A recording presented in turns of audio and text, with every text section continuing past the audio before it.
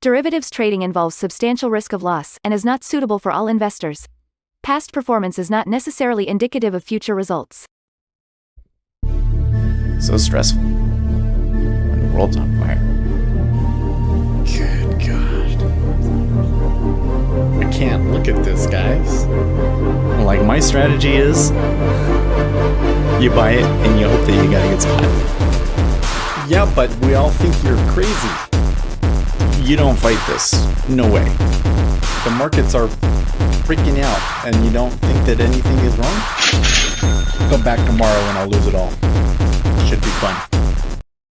Good morning, everybody. Well, it's Wednesday now, isn't it? This week has been going. No. That is not the music we're supposed to be listening to. I can't play that one for you. I wish I would just play nothing but Engine Beats on this stream if I could, but that only works on Twitch.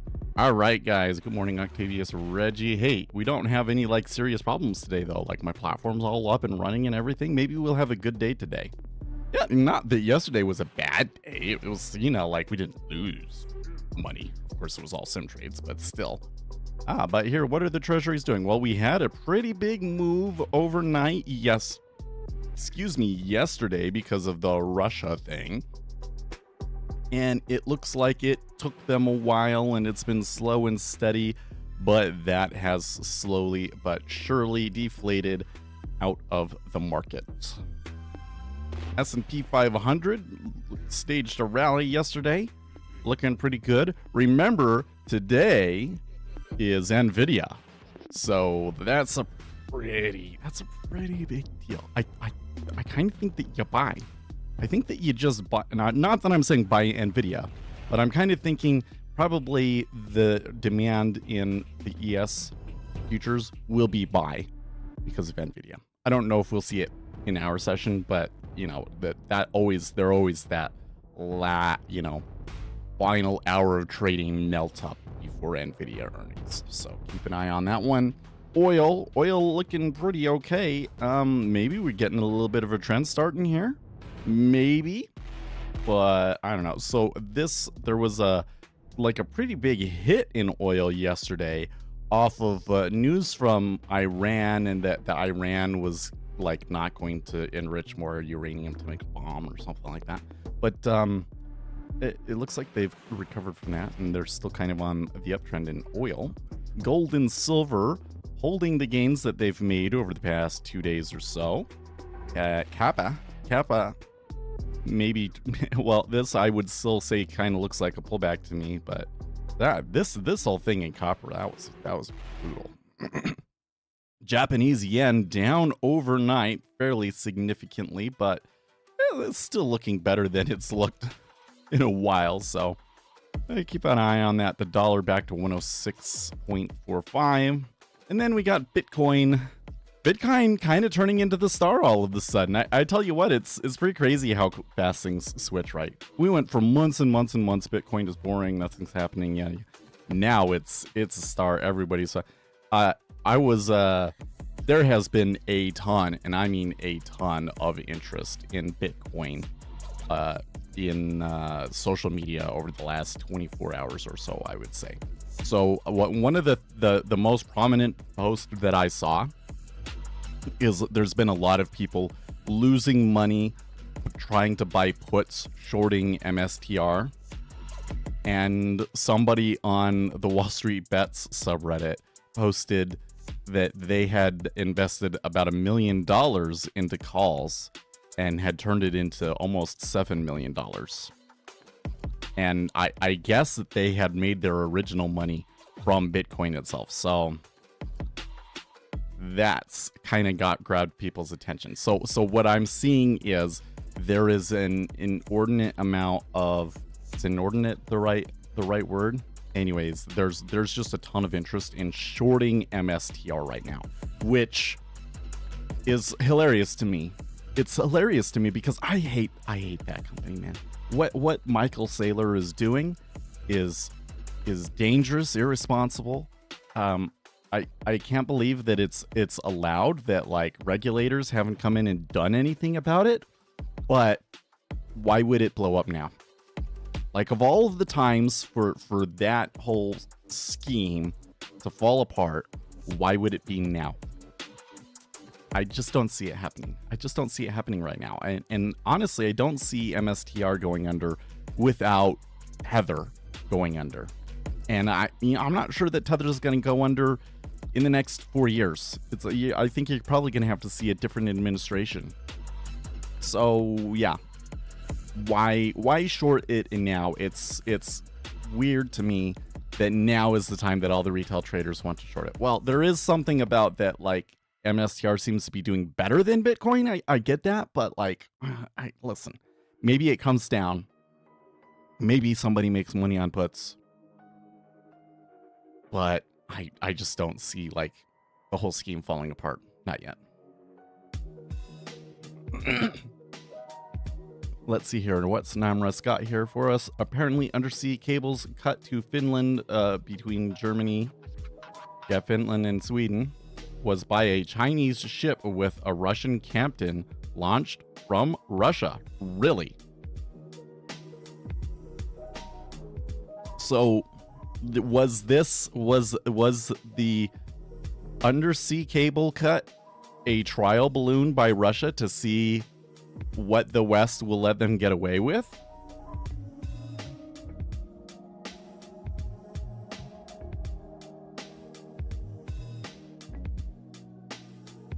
This whole thing is getting kind of weird. Like, the West is very upset about what's going on right now, right? But what are they going to do about it? Like, I'm not sure what they can do to really stop Russia without completely starting a nuclear war, you know?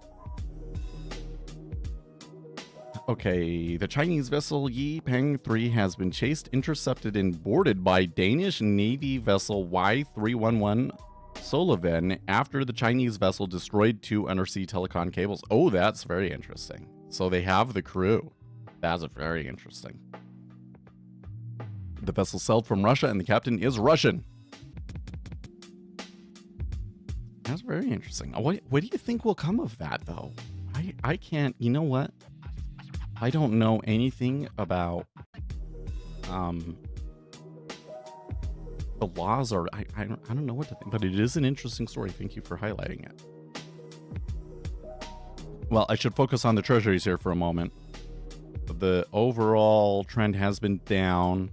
We had a little bit of a sell on the open and quite a bit of a liquidity hole appearing at 16.5. So that's not necessarily an area that I would want to play in.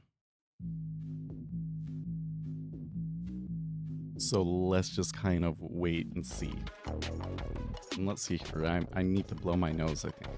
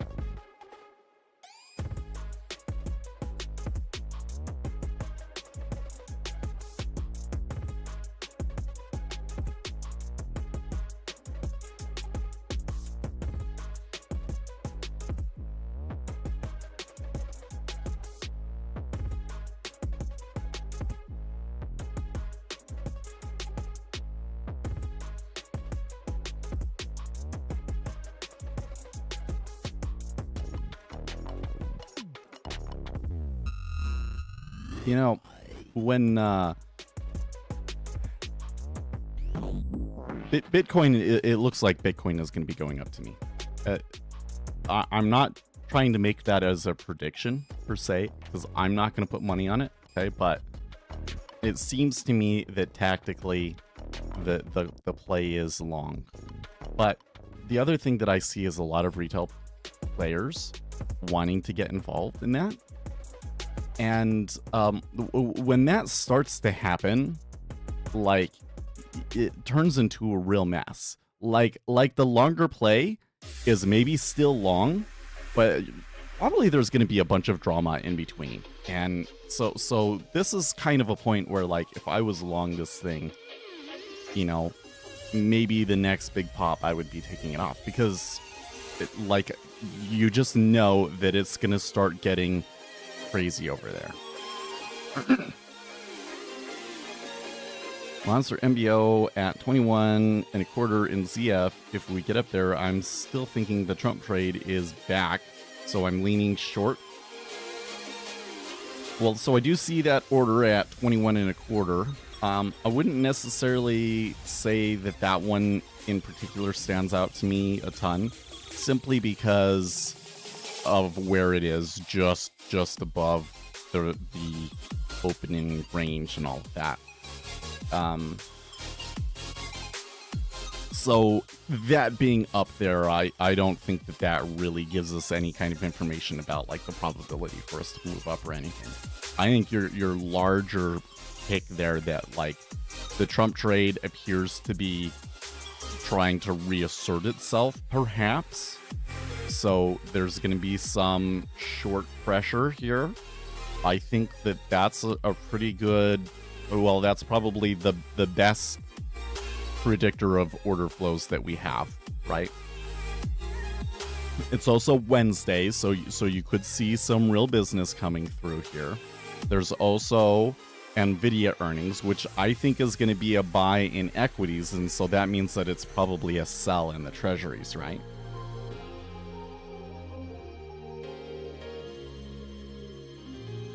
If we think that NVIDIA, you know, people are going to buy equities doing well, that would probably trigger the anti-correlation. So, Ledrent, good morning. So the things that I'm seeing do suggest short, but I don't think that it's a super strong one, right? So if we see a long flow come in, you know, like, there'd be some situations where I really think that the flows are going to be strongly short, and I see a bit of a buy meta order in there, and I'll be like, oh, that's perfect. We can short that, right? I don't think that that's today's situation. I think that, you know, the predictor of order flow that we have is small enough that if we see an order going the other way, that we need to be, like, cautious and, okay, maybe we're wrong, right?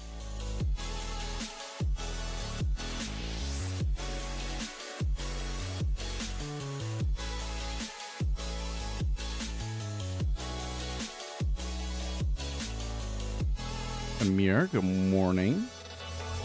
Feel like we got everybody here this morning. Well, it's Wednesday. I'm telling you, midweek is like more people involved.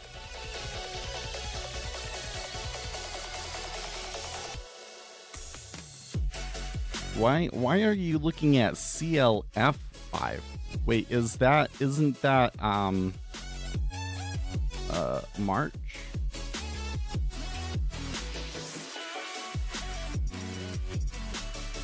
Or wait, is that January? It's January. Yes. Starts with F. Oh, we are. Oh, because it is on F. Why am I'm so stupid. You know what, though? This one over here is still on Z. I need to switch it.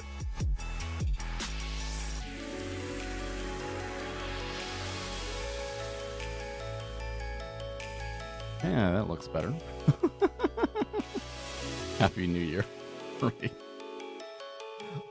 Thanks, Amir. Oh, man. You know what? Like, there's room there, so I have it up, but I'm constantly like, you know, you never look at it. You really should look at it more. The oil.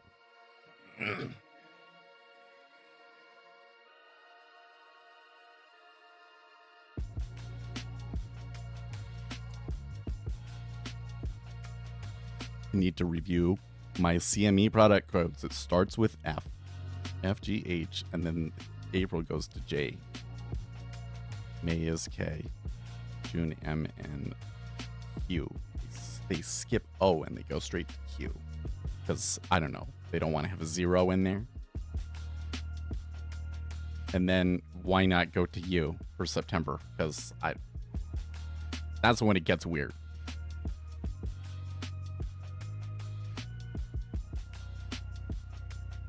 There's got to be somebody over at the CME has to know the history behind why they chose what they did for the product. Oh, hey, I found my cup holder. I was like, couldn't find it. It was under my mouse pad.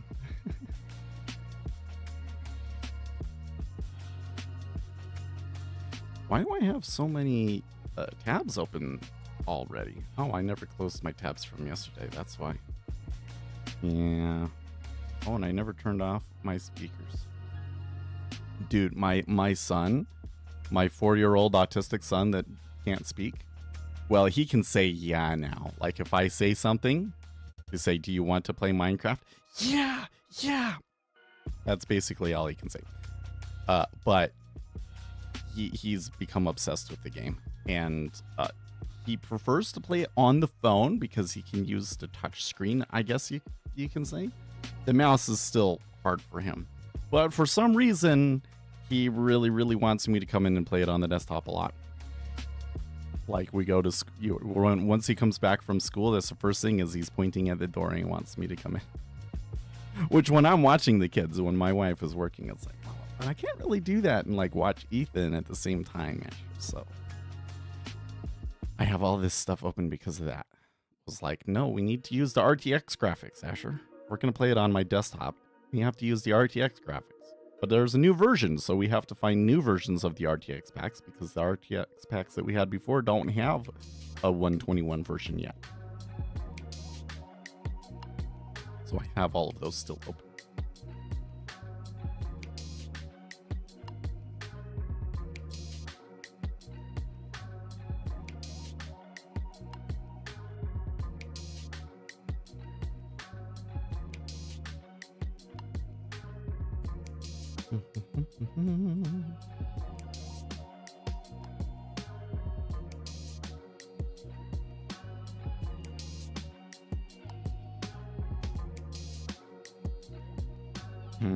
What's this? Rob Reiner finds no shelter at Blue Sky. Rob Reiner says all the abuse and hate from Twitter is now spewed over to here. There seems to be no point in. That's funny. I heard that like the Blue Sky, that now that Blue Sky is like really getting people. I tell you what, the way that shifted was pretty wild to see. Like I can see the pattern. You guys see the pattern? It happened to Facebook. It happened to Dig, and now it's happening to Blue Sky. Liberals dominate, well, let's not say liberals, let's say the left dominates the social media platform. The social media platform becomes popular. Conservatives start to play on the website and get suppressed. Eventually, the website becomes relevant enough that people start complaining about the political suppression on the platform, and the platform kind of starts to allow the conservatives more of a voice on that platform, and all of the liberals leave to a different platform. And that's what's happening with Blue Sky right now. And they got a big boost when people were upset about Twitter saying that everything that you post could be used by our machine, by our LLM models. So now Blue Sky is taking off. But, and I kind of am at the moment kind of thinking, well, I think that it might be inevitable that Blue Sky overtakes. Yep, they went over to Blue Sky, took their CP and I don't know what that is, and immediately began reporting each other en masse. Well, I think also there's probably the 4chan types are probably also contributing, right? Probably reporting things en masse. And there's probably are things over there that are worthy of being reported en masse. Anyways, right? But that's a problem they can overcome, right?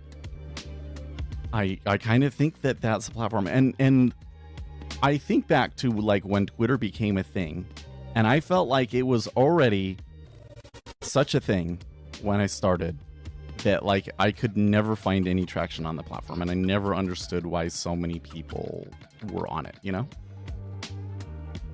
So that's kind of like, well, you need to get involved in Blue Sky early if it's really going to go that way. But then another part of me is like, it's just Twitter. You know?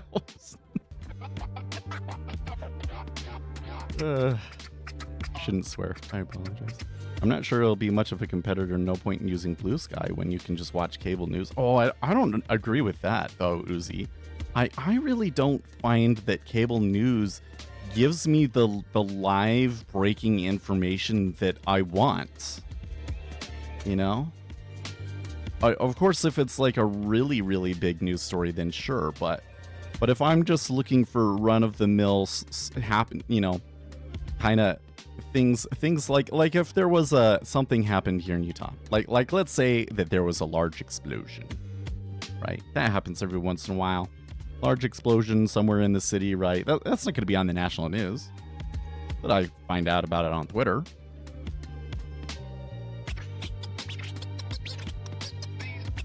I think most normies forget this. Leftist progressive ideals are the default. You can get them anywhere. I'm just the reason that I'm interested in Twitter is because, one, gives me the best live news and economic analysis, and two, it's a really great way to promote. You can't really promote on Facebook anymore. Maybe I'm wrong about that. Maybe I should just be leaning really hard into promoting our YouTube channel on Facebook, and we'd be doing amazing. I actually is way more likes on our Facebook page than I ever thought when I like never post anything on it. But you know, I've always felt like that the Twitter account should be more. Maybe I would probably post a lot more if I felt like that anybody was listening. But I always feel like every time I post something on Twitter, that it just goes into a void. Yeah.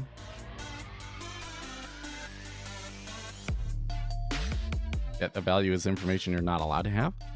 Well, I think that you can get that on Blue Sky. I mean, I have not seen any evidence yet of like, we want to talk about X on Blue Sky and it's not allowed. In fact, it kind of seems to me that Blue Sky started around the same time that Elon Musk was buying Twitter. And it was because Jack Dorsey didn't like the direction that Twitter had gone. And he felt that Twitter should be an open platform where anybody is allowed to talk about anything. I mean, there's obviously there's like limits to that, but Blue Sky doesn't appear to be a closed platform to me. And in fact, that's probably why you're seeing some of these liberals complain about it, right? It's because they thought that it would be a safe haven, and it's not.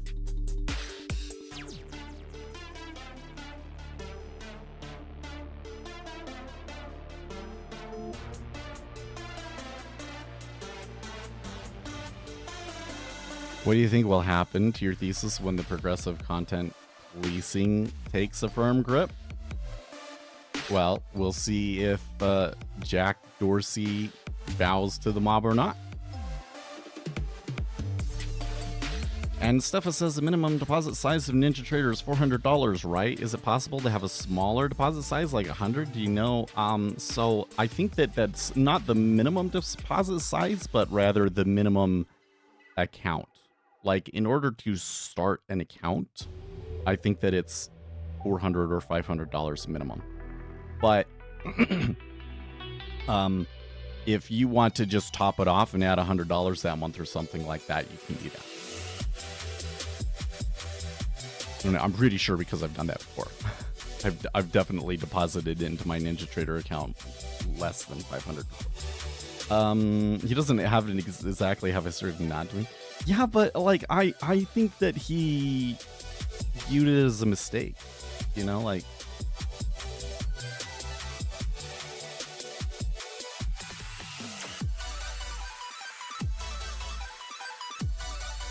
but you know what? You're making a different argument, to be honest with you. Like the argument that you're making, I don't really care about. Like the way it goes, it seems to me, is that the liberals will dominate a platform, and then as soon as the conservatives start coming in and the platform starts being fair, they go and they start a different platform. That's what seems to happen to me. Blue Sky was built on a protocol and all of these other sorts of things, so that like you didn't have to worry about that. But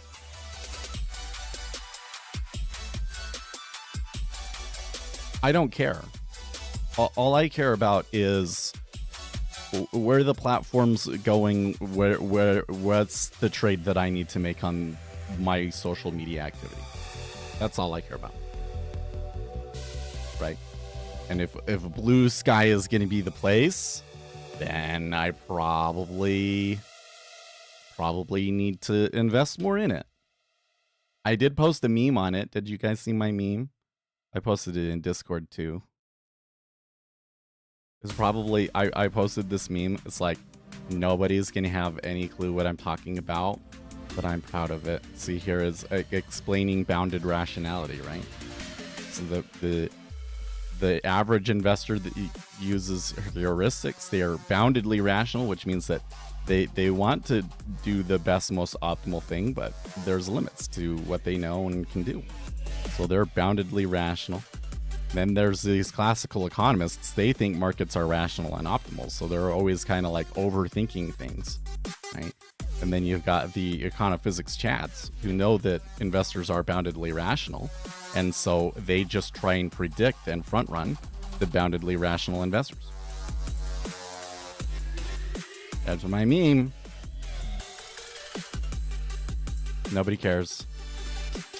Does he want to come here on Blue Sky? I just don't get. I'm following the Financial Times. It just doesn't give me anything.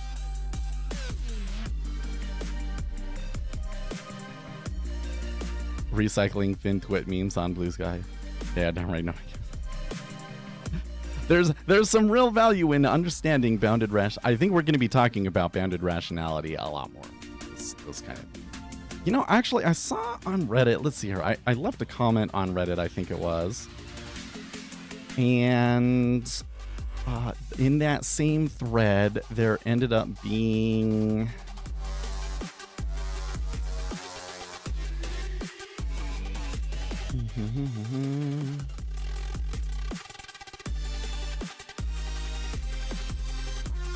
where was it? Yeah, here it is. Blue Sky. There was like this thing that was like, it will tell you like, here are the accounts that you were following on Twitter that they're on Blue Sky.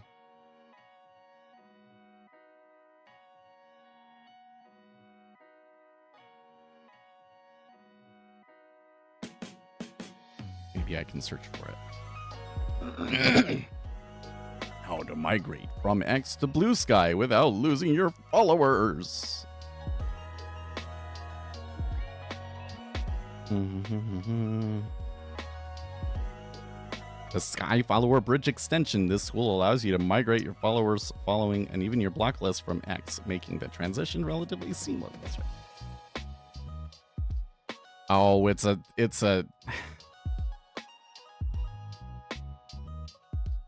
a GitHub page. I don't think that that's what I wanted.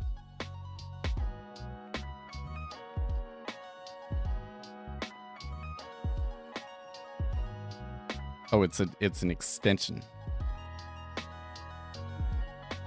Okay, so it's in the Chrome. Okay, so add it to Brave. Add extension.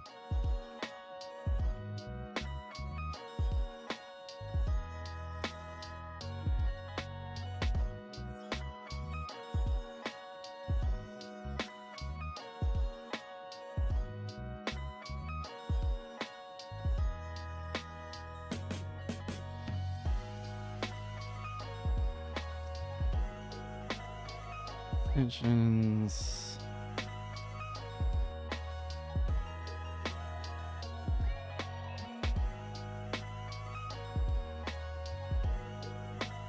Is not showing up in my toolbar, of course.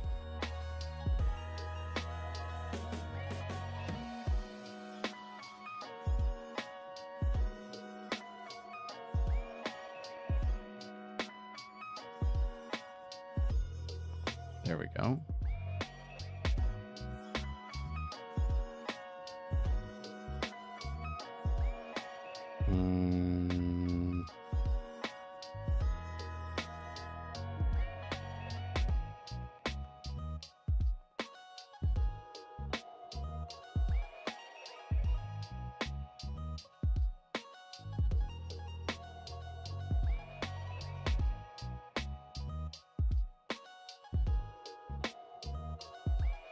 Okay.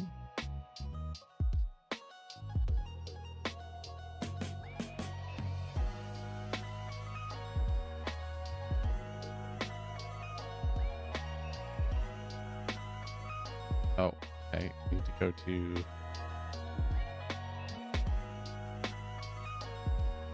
Need to go to my following page.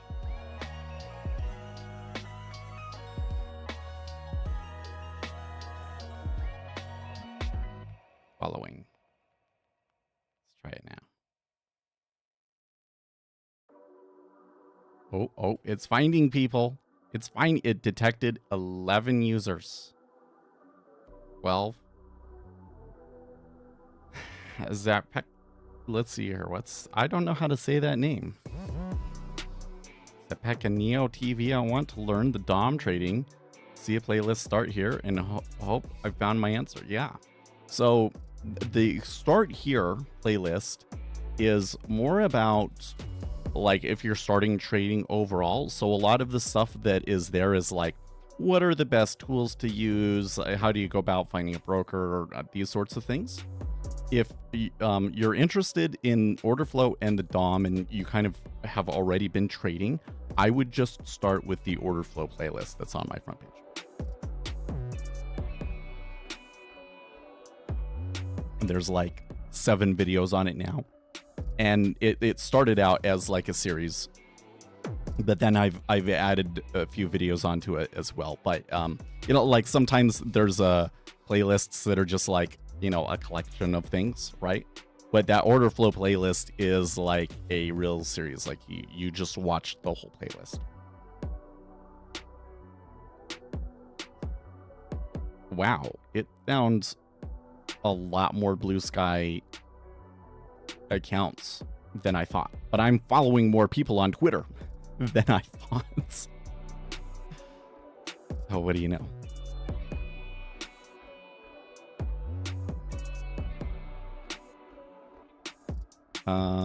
View detected users.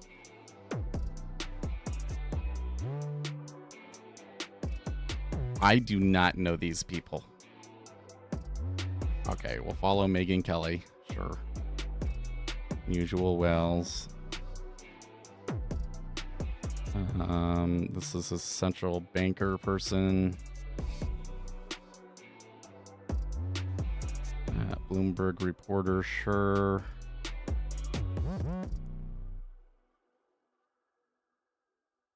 Oh, this is this Ron? What? Odin Ron, the meatball king of Tallahassee? Is that Ron DeSantis? What? No, it is Ron DeSantis. Well, it says that it's Ron DeSantis. That might be a parody account. Let's double check that one. No posts yet, so I must skip that one.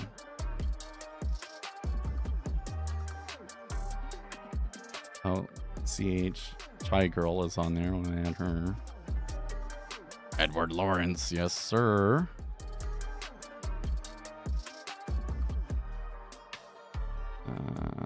Ben Shapiro, really?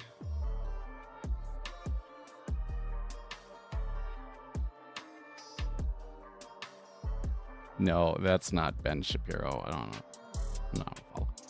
You've already lost your handle, Ben.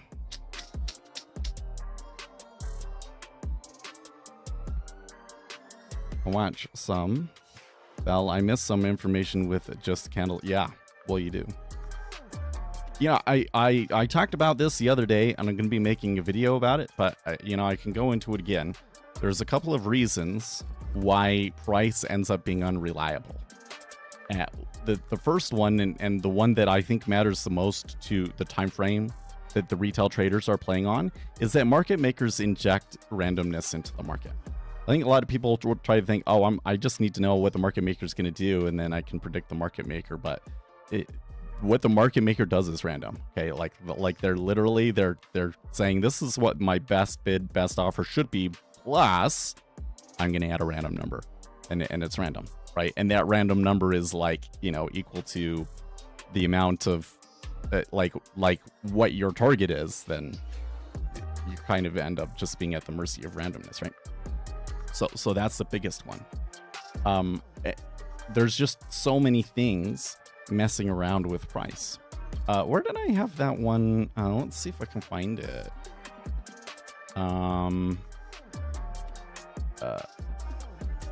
What was it? Scripts, no price. Oh yeah, trading without price. Yeah, there you go. Randomness. Okay, then if you do have a pattern that works, it tends to get taken out of the market, right? And, especially if it's based on the market psychology. If it's something that's fundamental to the way that the market works, right? Then that edge should always be there, but people tend to take that edge out. And that's kind of part of the thing, is that okay, there are a couple of things like that, and they get arbitraged out and or kind of hidden, because it all becomes about price in the end, right? Then on top of that, the market is mostly robots. So if a lot of people will say, well, human nature doesn't change. Yeah, but you're not trading against humans. You're trading against robots, right? And then on top of that, the biggest one, not the biggest. So I said this one is probably the most relevant to our time frame, that there's randomness. But then the one that I think over the bigger picture is that the largest players are price agnostic. They're going to come in and they just need to buy. They don't care what price it is. They don't care what price it's going to go to. They have to buy their stuff, and they do it in the most optimal way possible, right? So there's a lot of reasons why analyzing price, and I'm not going to say that price is completely useless, but generally speaking, analyzing price is not going to get you very much. But there are some things in the order flow that are really, really useful. And on that list, I have a couple of things like sentiment, news, seasonality, other predictors of order flow. But the one that, is kind of I would consider a technical signal, I guess you could say. Something that we can look by just looking at the data is the sign of orders, which is to say, when a market order comes through, was it a market buy or was it a market sell? And you can look at the balance between those market buys and market sells, and that's probably one of the best technical signals that you can get. When there is an imbalance in between market buys and market sells, that imbalance tends to persist. So if there's an imbalance in favor of buyers now, really, really good chance that there will still be an imbalance in favor of buyers in an hour. Now, price might not necessarily cooperate with you, because again, there's randomness to it, but that does help you. There is an edge in that, proven edge in that, right? So that's one of the first things that we're looking at, right? Is okay, market orders that are coming out. Well, how are they kind of coming? What's the pace of it?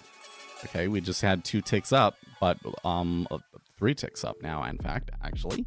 But all 3 of them were on pretty standard volume buying. So there was some market buying there, but probably we look at our market imbalance indicator. Probably it's going to stay around that 0.5 for now. In other words, the amount that we saw come out there is not necessarily indicative of a large meta order. That's probably just mean reversion. So far. Let's see. Maybe they extend above this 16.5 now. They sure came back up quickly, though, didn't they? Let me make sure. Oh, by the way, do I have my news? I do. Okay. So I can make sure that we're not missing a piece of news or something like that.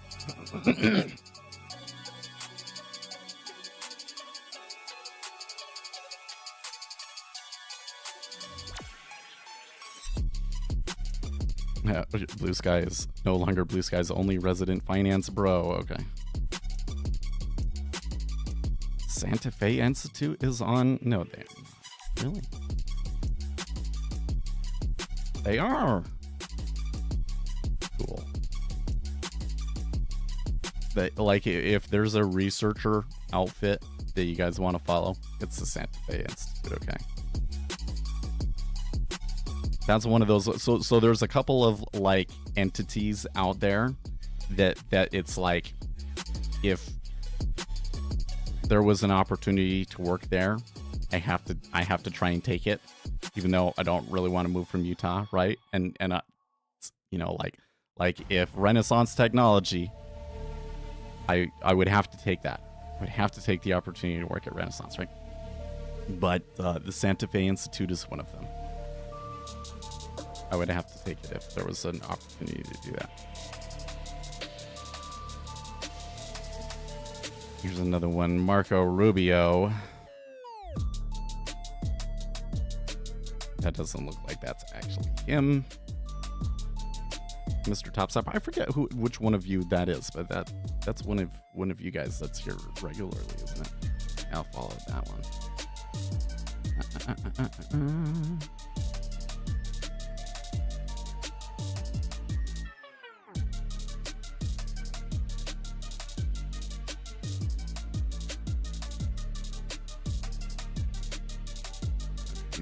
Sure.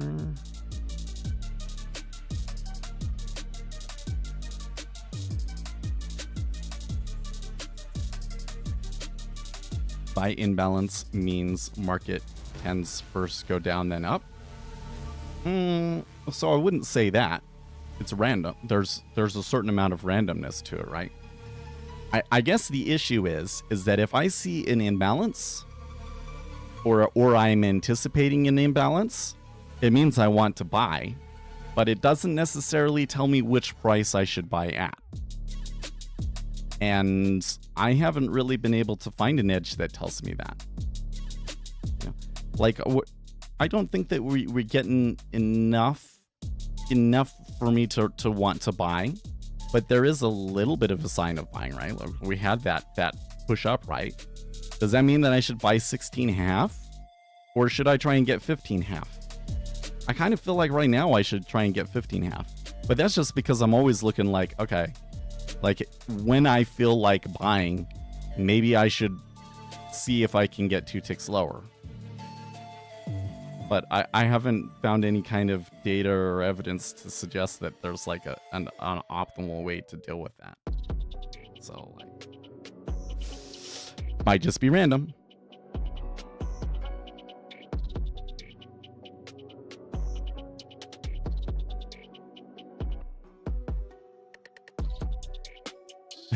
George Soros is on I control the things. It's a parody account.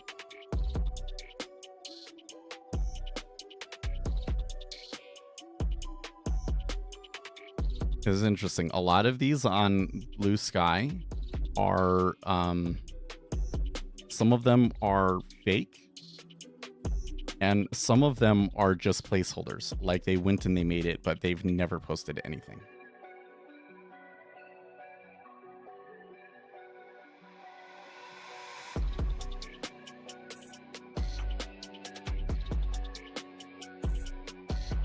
So like here's one Secretary Yellen. Well, I'll follow that one, but she's never posted anything. CoffeeZilla. That one looks legit. I'll follow that one.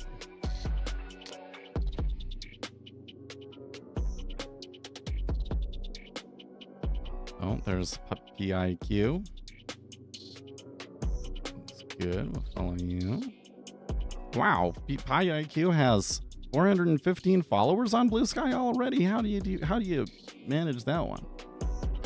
All right, well.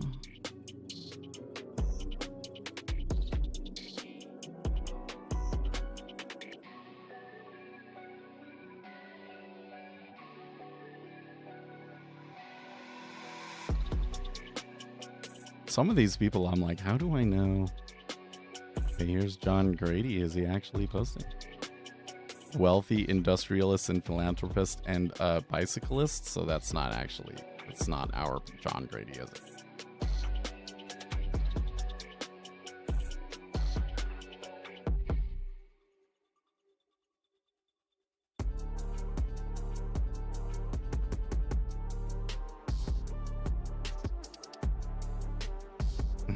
Bill O'Reilly.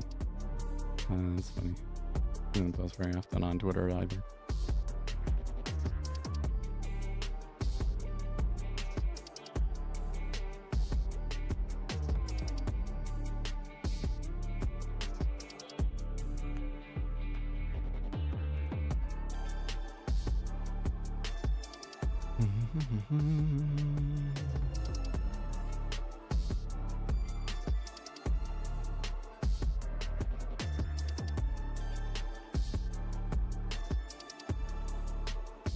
BBC breaking news.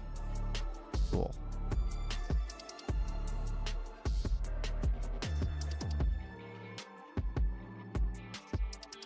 Okay.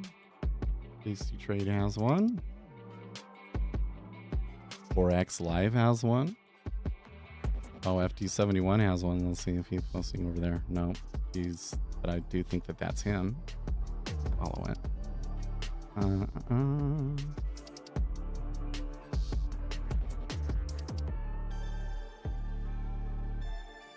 Paul Krugman, is that really Paul Krugman?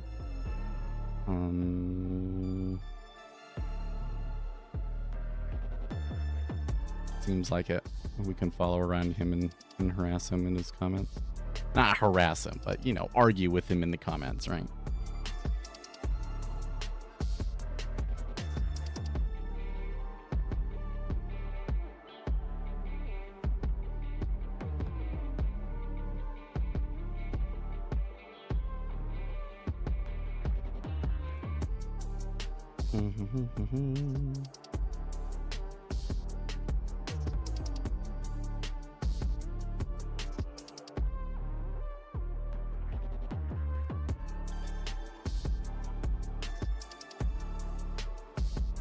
Rachel Maddow, yeah, we'll follow her. We gotta follow her. Is that really Neasel? No. Nothing posted there at least. Joe Scarborough. Alright. Fuck, that's interesting. Andrew Mitchell, no, not that one. Okay.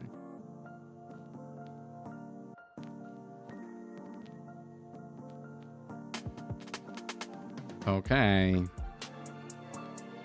Now I can close that extension and uninstall it.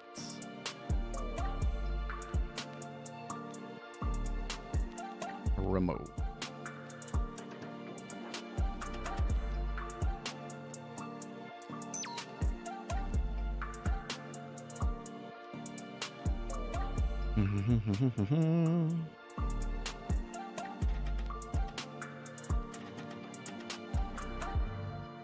Okay, let's try refreshing over here now and seeing if we get a better page.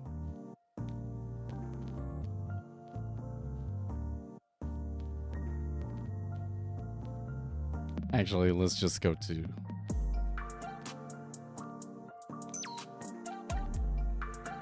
the regular Blue Sky app instead of the deck one, because then it might give me discover.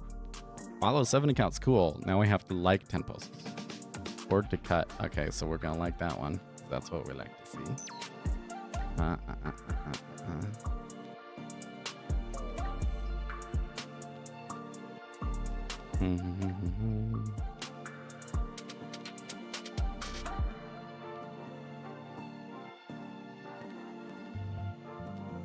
Name a better qualified doctor than Doctor. You know what? I don't know much about Dr. Oz, so I don't understand why everybody's upset about that one.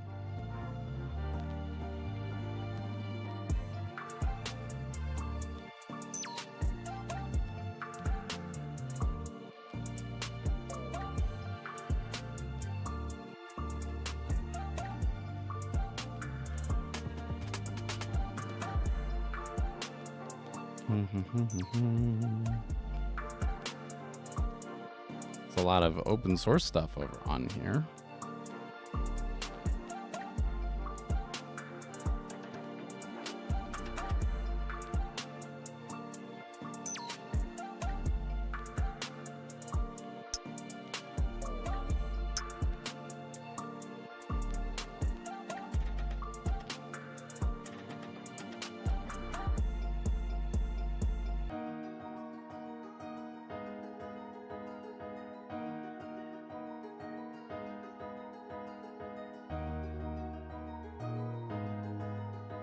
Mr. Seth, you know what the difference between a liquidity provider and a market maker is? Well, I'm not really sure that there is a difference between them.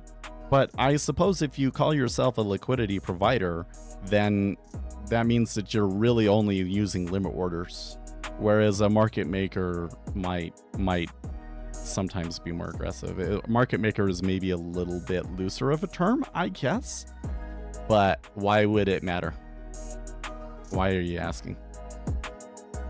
Because that's what we need to see, the context of it is really what that comes down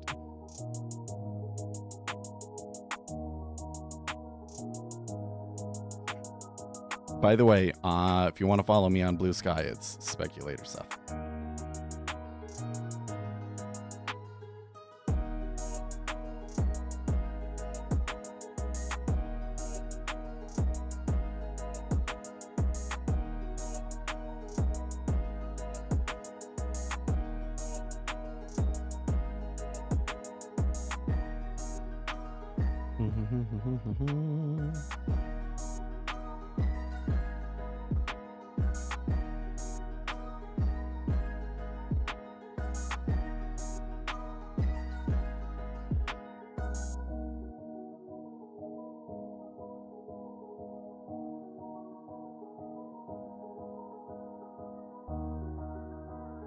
Bloomberg, I like that one.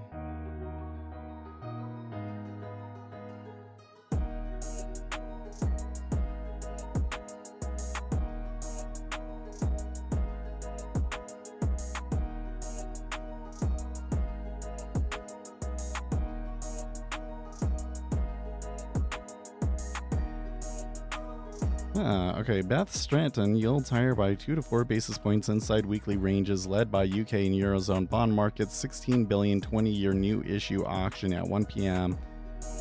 WI yield 4.69 exceeds 20-year auction results since April. Buyback of up to 2 billion. Sector closes at 2 p.m. Okay, what I just heard something on the news squawk and we moved, but I didn't hear what he said.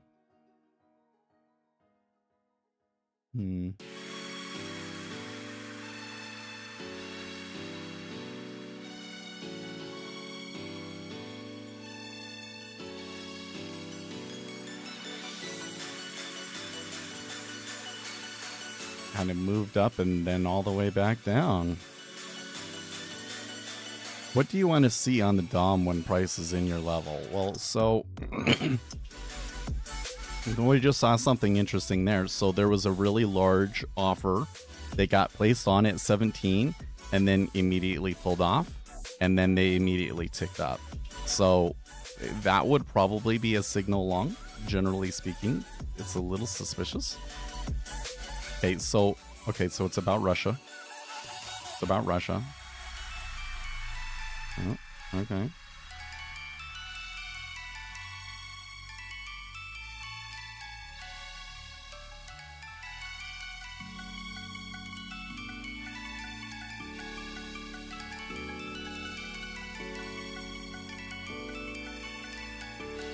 Okay. I can probably get a lot more than that from it, but I didn't like that I only got one contract, and I wanted to be able to kind of sort it out. So I'm going to let them pull back a little bit. So what was going on there? There was some news, and the market makers were reacting to that news. Do you see now? By the way, look right here. Those next few prices, there's like a way less liquidity there. Like there should be like 3,000 at 20 and 3,000 at 20 half, and there's only 1,720, you know, and we don't get to 3,000s until we get to like 21 half, 20. right? So the market makers pulled all of their offers to react to that news. So those are the sorts of things that we're looking for. Sometimes you can be fast enough on those. Usually on those you can't be fast enough. But it kind of tells us things about the market. I've got to be careful taking any kind of a trade anywhere within here right now, because the liquidity is basically like non-existent. So we can move up or down within that area very, very, very easily, right?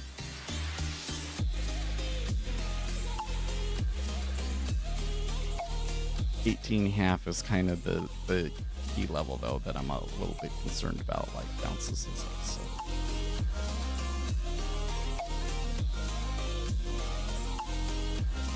But it's changes in the changes, right, Bruce? So, or sorry, not Bruce, Bruno Spira. Okay, so I'm looking, when we tick up, it usually takes this many contracts, and usually this many contracts at the next price pull, and usually this many contracts at the price that we were just at stack. And every time that it ticks, I'm watching all of those things to see if there's a change in that. Okay, we ticked up, like if for instance we ticked up to 18 and there was immediately 3,000 contracts there, that's a big sign. Now you're gonna have to read it contextually, but in this context that means that somebody really wants to buy based off of this news, and we're probably going to continue up. In this context, if I saw a really strong bid follow up after an uptick, I'm probably going to buy on that. I'm having trouble editing VWAP indicator on NinjaTrader. So do you have a full version that you can now use the VWAP, or are you trying to edit it? Why are you trying to edit it? So you want to change something about it?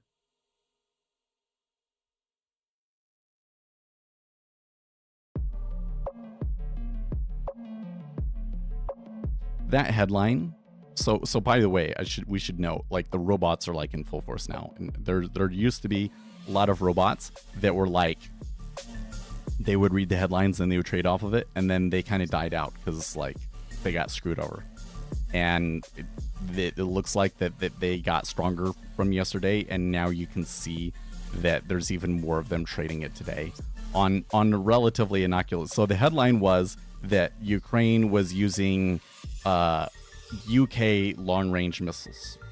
That's all the headline was, and it triggered some flight to safety. But did you see, because I knew the context of it and everything, I kind of said, okay, this is a flow that's going to cause buying, but I don't think that it's going to be very persistent buying. So I want to take my profit very, very quickly, and I did. I got it really good. Actually, where did I get out at? I have one of those windows open. Let me open one. I got out at... Okay, so I got in at 19. I only took 2 ticks. I got out 1 tick from the high. That was an excellent read.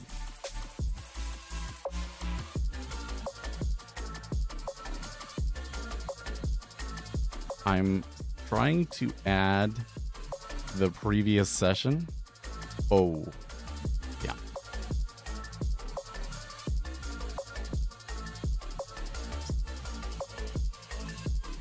Uzi's idea is not terrible, but I don't think that it would do the previous session. So what you actually want to do, listen, so first of all, you got to understand what you're doing is programming, right? So if you're not a programmer, I would focus on your programming skills. I don't think that this is too far out of your wheelhouse, that this is so complicated that I wouldn't even attempt it, but just kind of realize that's what you are now, right?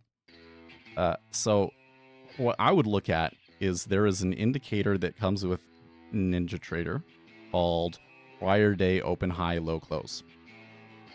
This is not a simple indicator, okay, but you can come in here and you can look, and there are these variables that it has here at the top for the current close, current low, prior day close, prior day high, right? And then it comes in and it says It uses the session iterator, and it says if the current data is not the same date as the current bar, then it's a new session. So at the new session, they then set what the prior day's levels were, and then what is used in the data series, right, for that day. So that's what you would want to do, is you would want to make an indicator that adds a VWAP. So you would make a private VWAP, my VWAP, and then in data loaded, you would say my VWAP equals new VWAP, and right, so you have it there you're adding the indicator to your indicator, right? And then you would say in your on-bar update, okay, when the day changes, what was the VWAP at, and save it. And that's now what I'm going to use for the previous day's VWAP for the whole rest of this session. And that's how I would do it.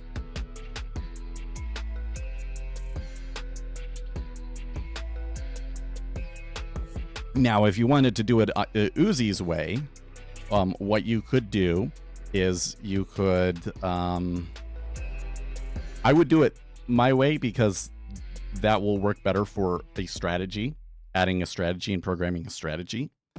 But just because he mentioned it, there is funky things that you can do here, where I could come in and I can say, okay, so I'm going to add ZN on a 1 minute bars with my optimized candlestick, right? And then I can come in and edit the data series again and add ZN again, but this time on a day, 1 day period, and use my oh, I don't have those ones installed on here, so I'm just gonna use optimized candlestick again. Or let's just use a box. We use a box, okay? So now you've kind of got like the daily bars on it, right? And you can move them onto the same data series and move that. Sorry, what is it? Alt? Shift? Come on. There we go. Okay.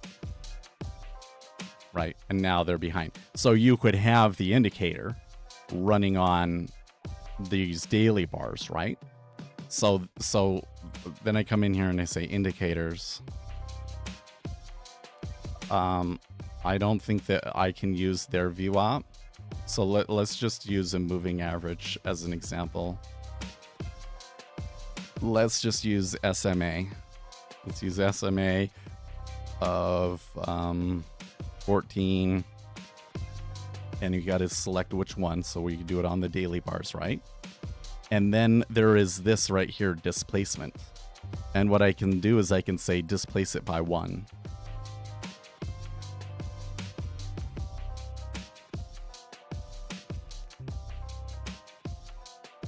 And that would give it to you like, okay, the VWAP that was at the close of the previous day's session will get push forward 1. But you would want to do it programmatically. Just make an indicator that does it.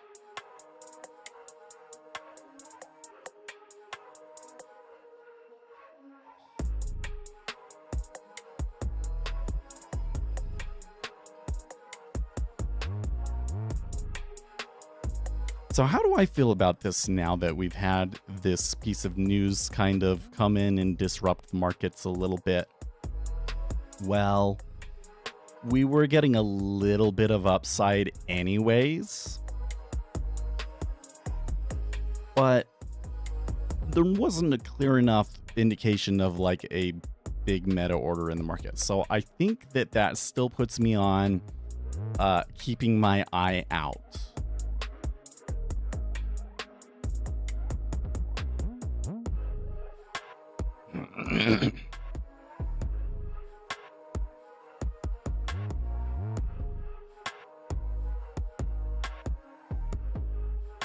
Okay, let's see here. Did it give? I did 10.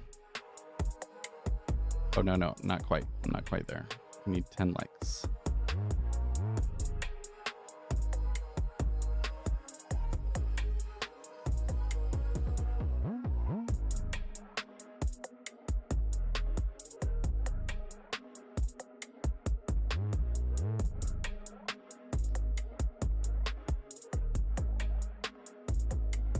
Kremlin says it's absurd to suggest that Russia was involved in the Baltic Sea cable damage. Okay, task complete.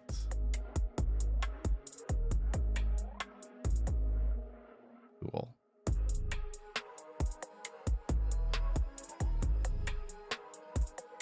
Okay, now we can come over to Blue Sky and we can write something.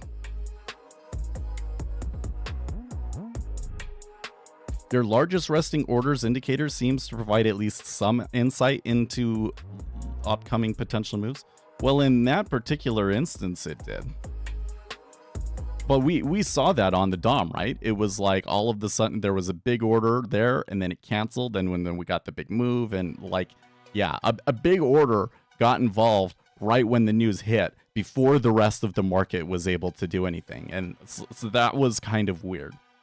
I would read that particular one as just kind of, you know, just so happened to happen, right? But sometimes it does kind of give you these little signs, like just before big turn, you start to see those sorts of things, yeah.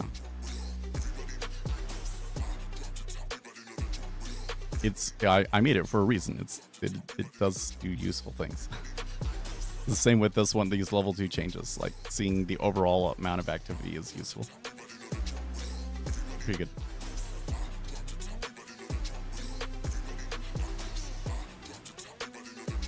Oh, did we get a second kind of swing up here? I did not catch that they had temporarily pushed up to 20. Okay, I'm going to tweet here though.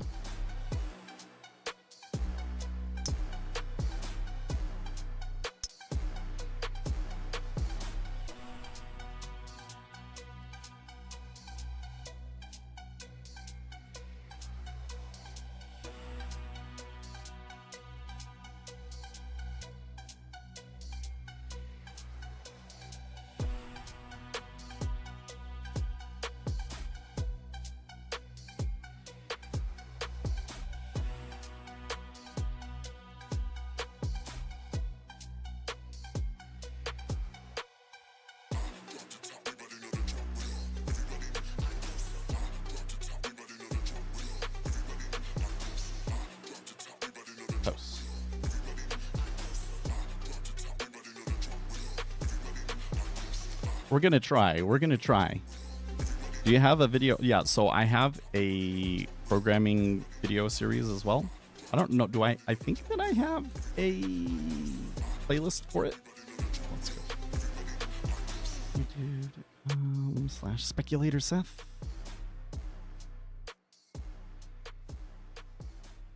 Ninja Trader Programming. Dun, dun, dun, dun. Right, so let me show you. Let me explain to you what's in these. First one, these are the key functions. So you really gotta watch that one. That one tells you what you're looking at when you view a Ninja Trader indicator. Okay. Data structures. You probably don't need this one as much. This is a little bit more of a programming thing, but especially if you want to do like volume profile stuff and order flow, you have to understand the data structures. Okay. How to debug. This is actually one of my most popular videos. Was the first video I ever posted. You want to know how to use the debugger. Okay, and then I have a couple of these other ones that are like, okay, what is the best moving average? These ones, like, I actually show you code. I actually show you some indicator. Here's backtesting R squared. This one's pretty good. These ones are kind of like, okay, if I'm gonna go into the programming, this isn't like the actual code part. This is kind of more the project management stuff.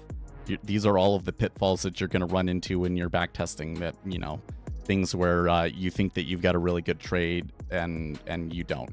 You're curve fitting or what, you know, how do you avoid those issues, right? That's what those are all about. is actually like not as popular of videos, right? These only have about 1,000 views each, but this is some of the best information that I have on here. Like if you're going to build an algo trading robot, this is like some of the best information you can get.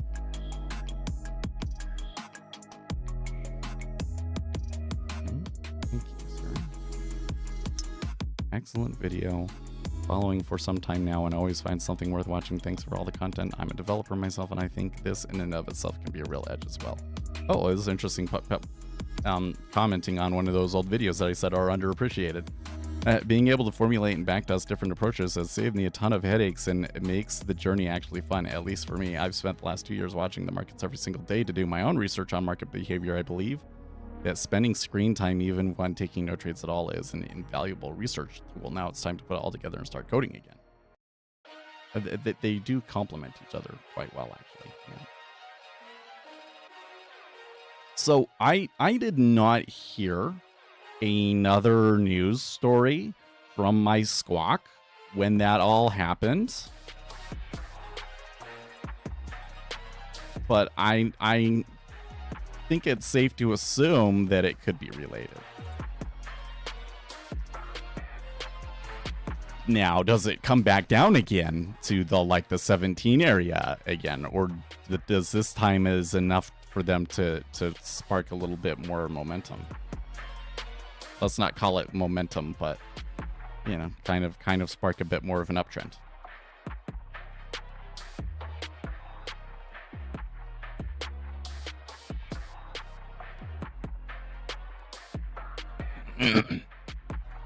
I'm actually wondering, so I see from Bloomberg 3 minutes ago, Ukraine's armed forces fire British cruise missiles at military targets inside Russia for the first time, Western officials say.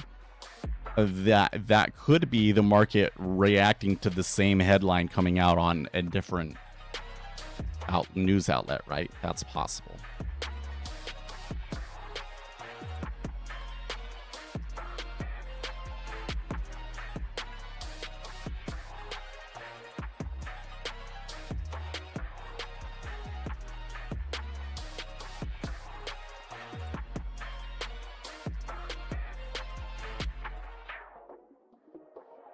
Uh-oh, Utah's last grizzly bear, lore has it, lumbered about Logan Canyon until meeting its demise at the end of a rifle a century ago. Now, experts say it likely won't be long until they return. Oh, that's what my wife wants to hear. That there will be grizzly bears up in the mountains now.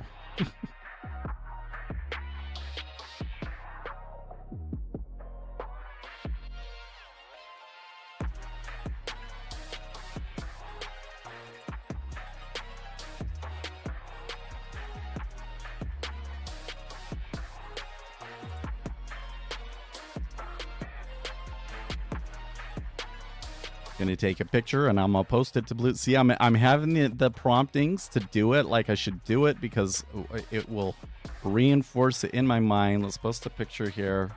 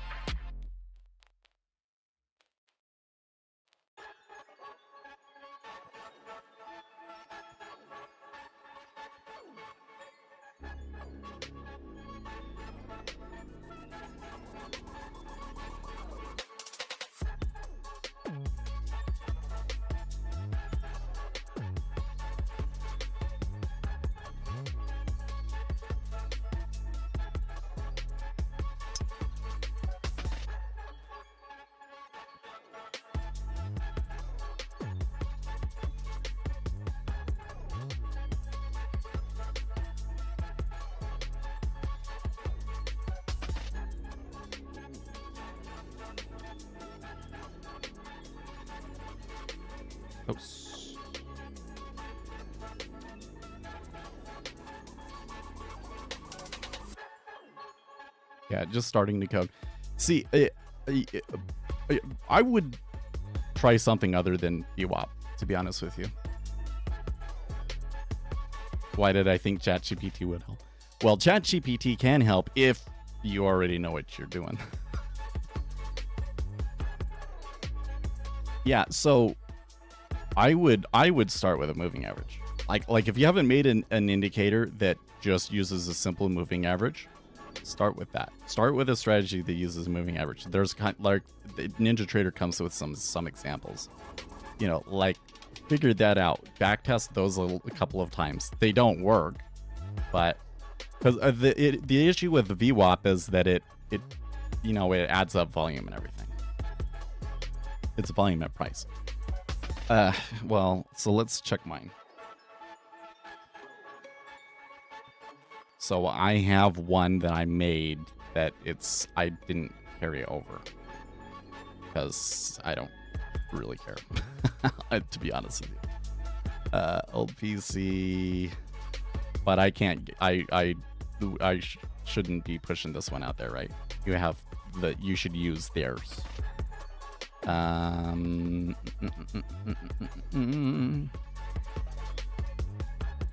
am I looking for here? Oh yeah, I'm looking for NinjaTrader 8 spin custom indicators down to the bottom. VWAP bands, VWAP indicator, copy documents, custom indicators, paste. It says that I have two with the same name already. How come they don't show up?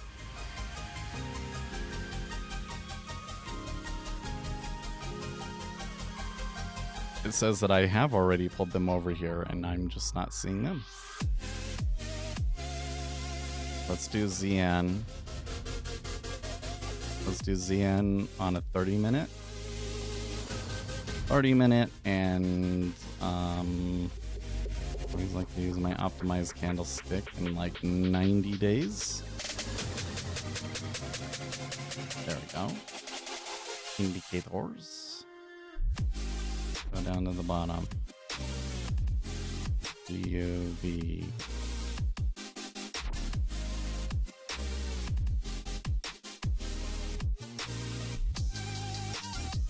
Oh, there it is right there. Okay, well, I have VWAP bands. I can use a 200 period. Actually, for this, I would only want like a 10 period. But...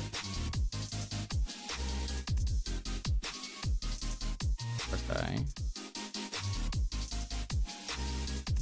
And then did I change it to reset delta on session? Oh, it's not working because 10 minute. Yeah, I should fix that. No, that doesn't work either. Wait a second. 1 minute.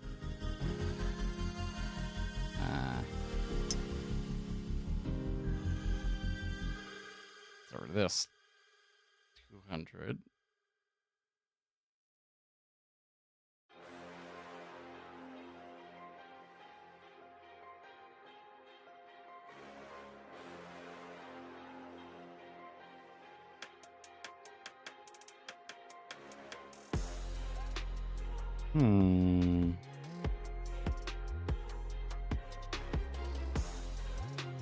See, this is why you shouldn't use mine.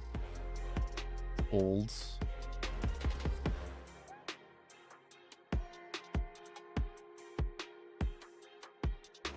Weird.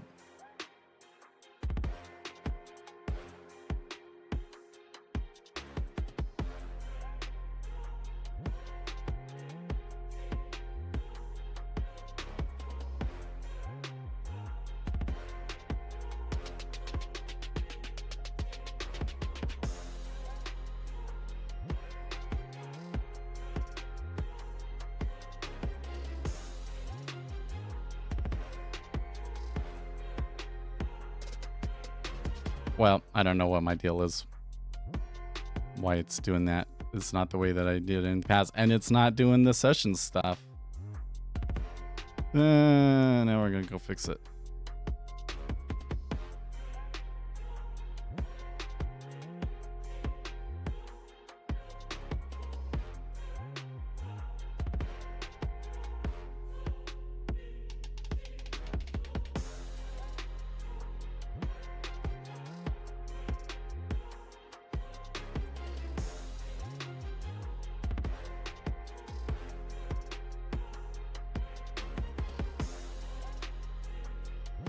but it does use on market volume, that's why. So the reason it's not working. Oops, where'd you go? Where'd you go? I have to change the data series to only be like 3 days and turn on tick replay. There you go. Now you get something that's more reasonable, right?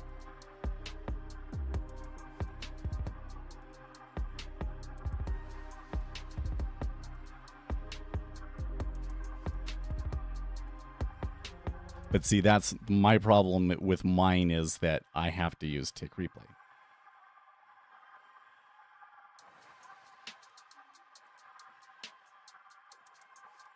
I think that there's a way to do it without it, but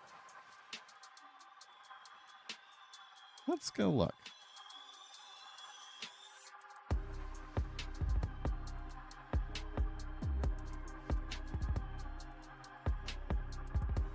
By the way, we did come back to that 17, so that's interesting.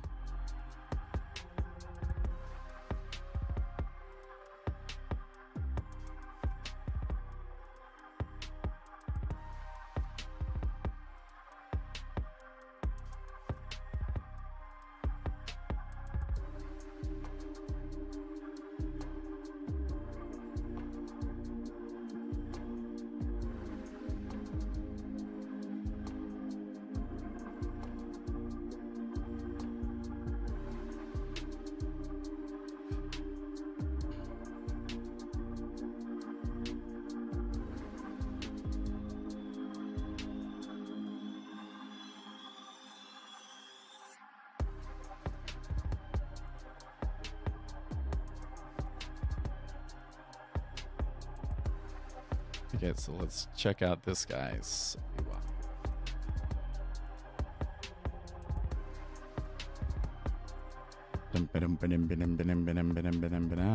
On bar updates.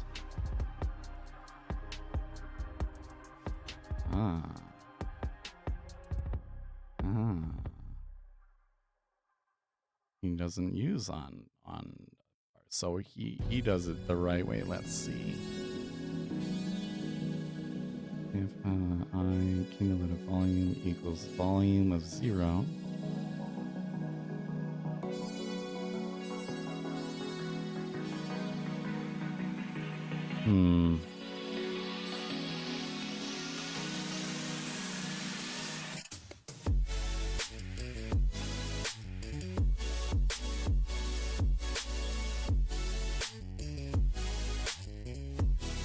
HL3 equals high plus low plus close divided by 3.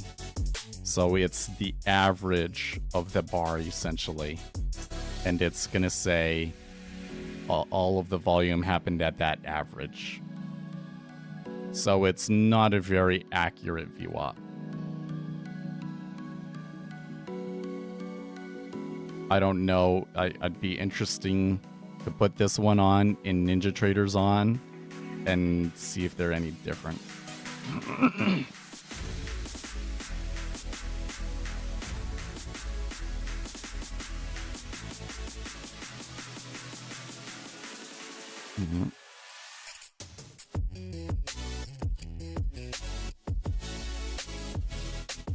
That's interesting, though. Okay, let's check this other one.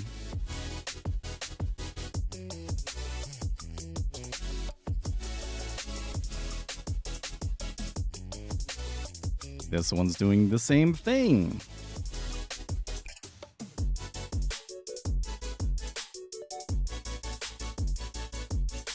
Yep.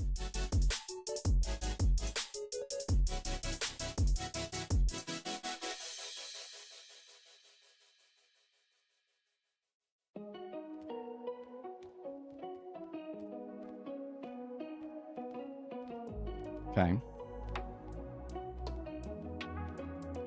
Let's import it. Import NinjaScript add-on.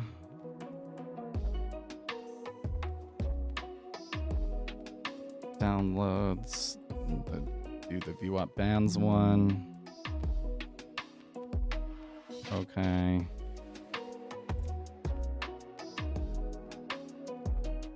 Don't replace the existing files. That's not necessary, but that's fine. Okay.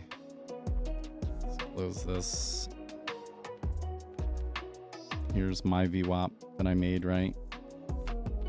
I am going to, on my VWAP band, well, I could just get rid of it. Let's not mess with that part.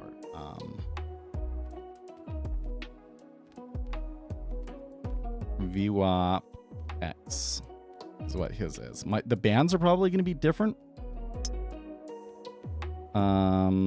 But what we care about is this right here. I'm going to make it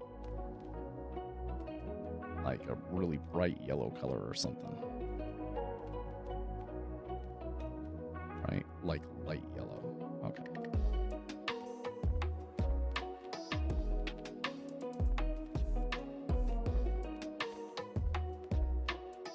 Oh, hey.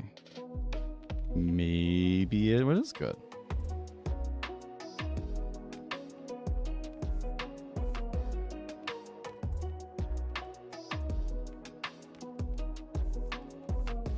So mine doesn't really provide very good ways to get rid of all of the bands, right? And it's using a different kind of a calculation for deviation.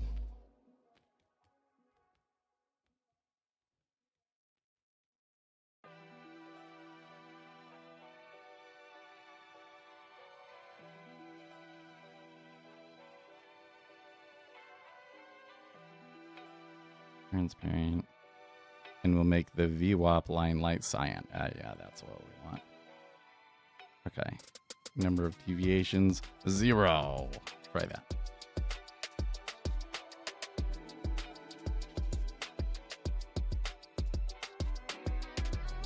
Hey, it totally works. I'm shocked that typical matches up with it so well. I'm in complete and utter shock, actually. Complete and utter shock.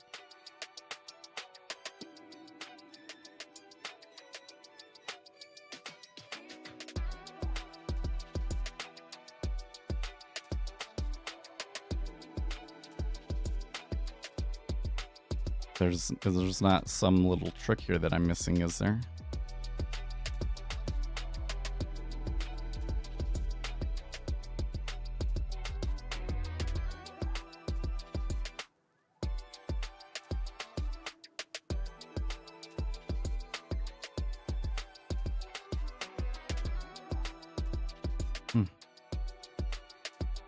No, apparently not.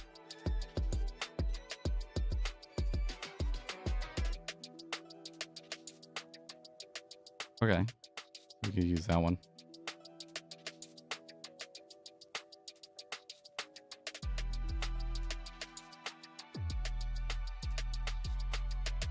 Wait, what was the last question you had asked?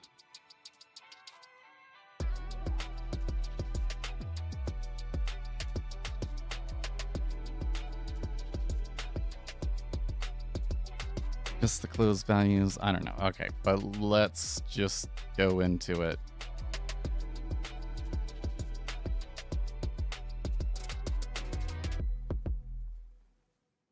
Okay, so here is their VWAP. We'll use this guy's. Okay. And he just calls it VWAP. That's funny. Okay.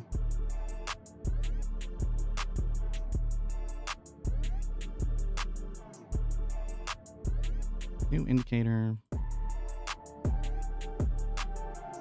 Prior day. Is that right? Yes, prior day VWAP. So then up here at the top, we say VWAP my VWAP.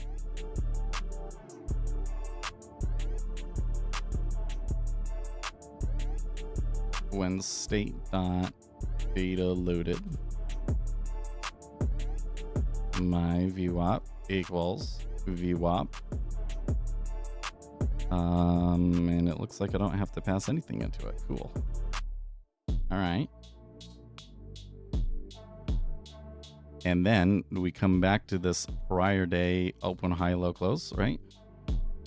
And what do they say? They say if current day does not match up. Right?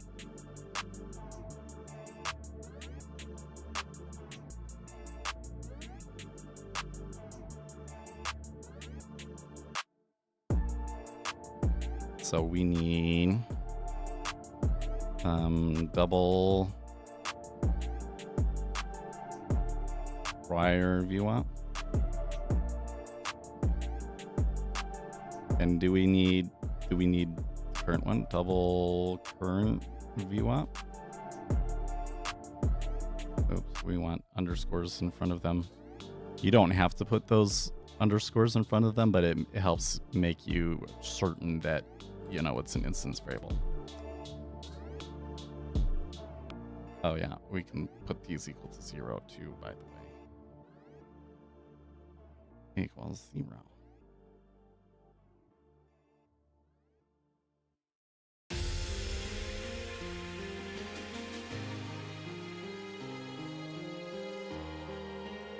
My VWAP, 0.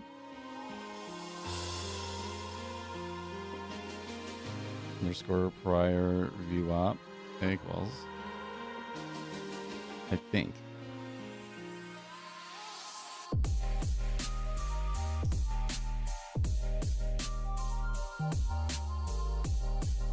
Oh, no, we want equals current VWAP.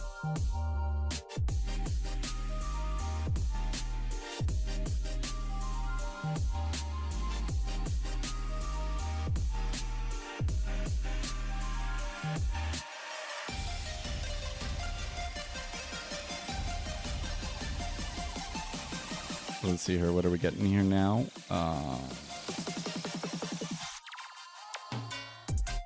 That's bar testifies. Wow. I was hearing the news squad counting down to something, and I'm like, there's nothing going on today. On about. Okay, and then we need to have a plot.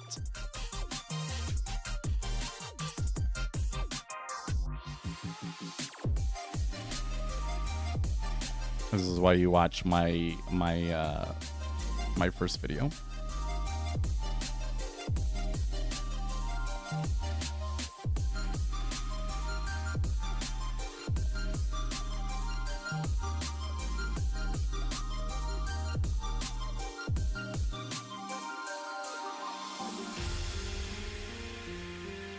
Now I might need to do... looks like I don't actually, so let's just try it.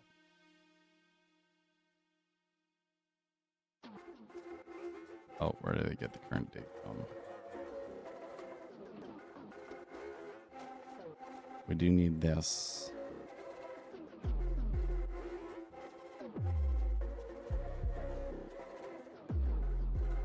The session iterator.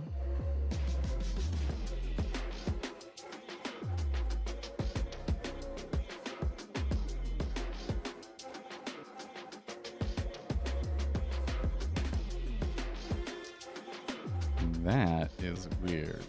This, I don't know what that is about. Let's just try it and see if that works.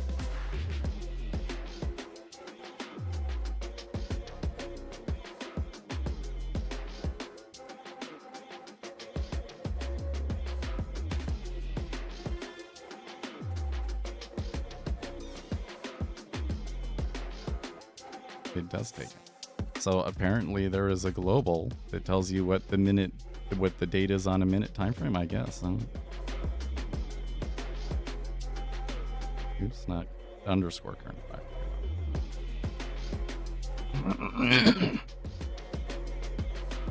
Should I get a 2K VA curved monitor 140 Hz or a 2K 144 Hz or an IPS I see. Well, an IPS is better.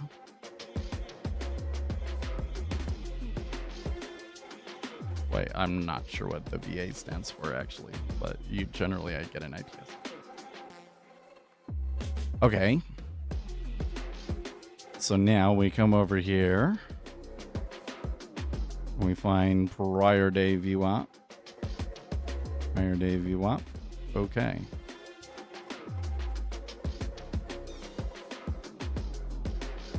Okay, so there's some issues. The first thing is that this is an overlay. True.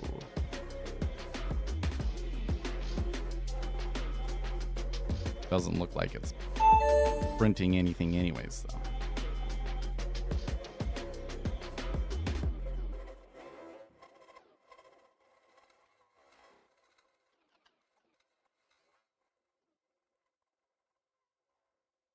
Okay, well, there's one fix. Oh, let's remove the one that's like, let's remove my VWAP bands.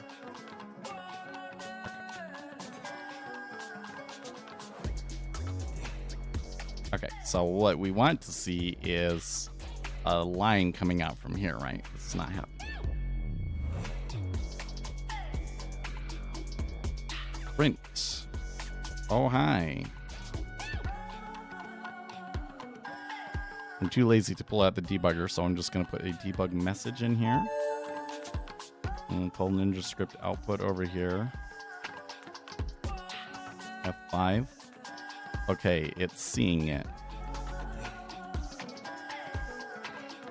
That's happening a lot.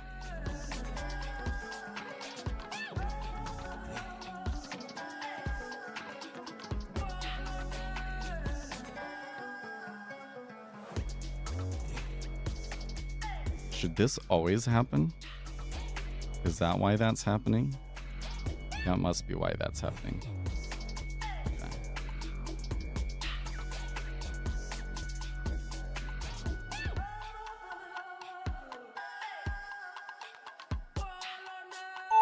So it should only happen once per day, right?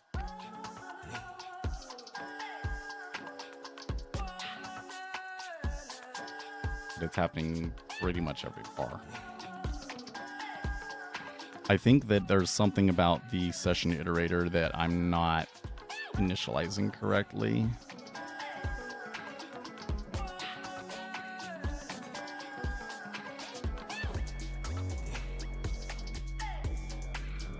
Oh, it does this. That's interesting.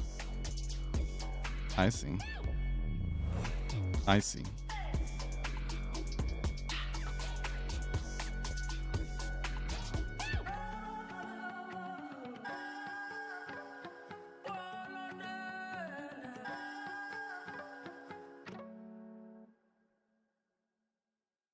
So this Core Global's min date must just be the first date on the chart. I gotcha.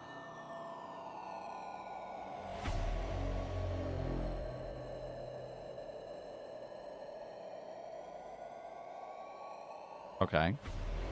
So it's better. My thing only happens 3 times now, right?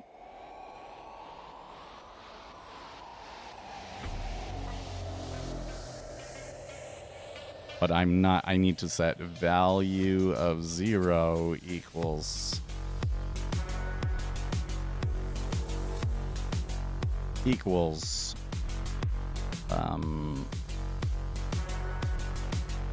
underscore prior VWAP. That's why it's not putting anything on there. I missed the most important part. Oh, sorry, it's not.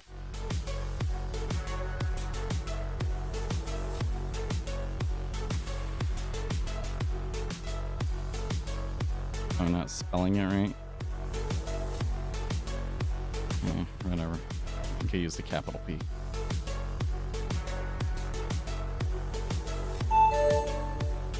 F5. There we go. There we go.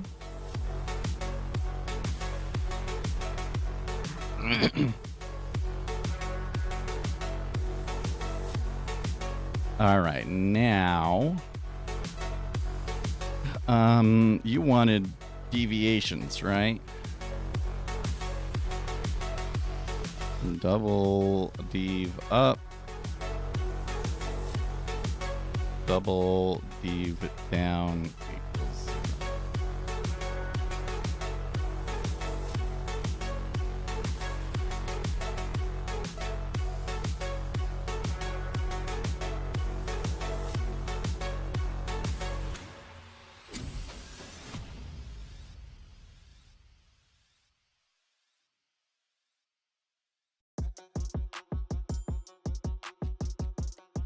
Actually, we want prior deviation up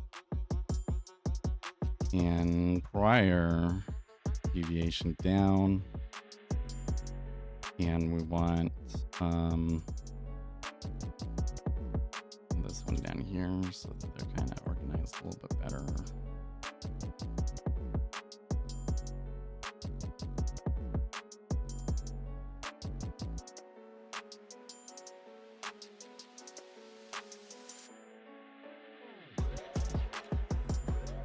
Currents.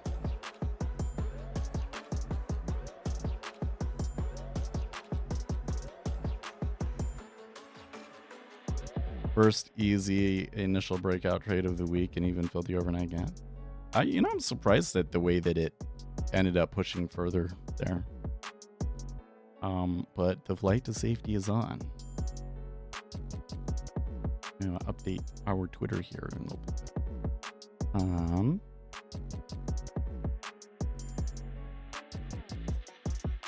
Okay, so now here on these ones, we say prior dev up equals current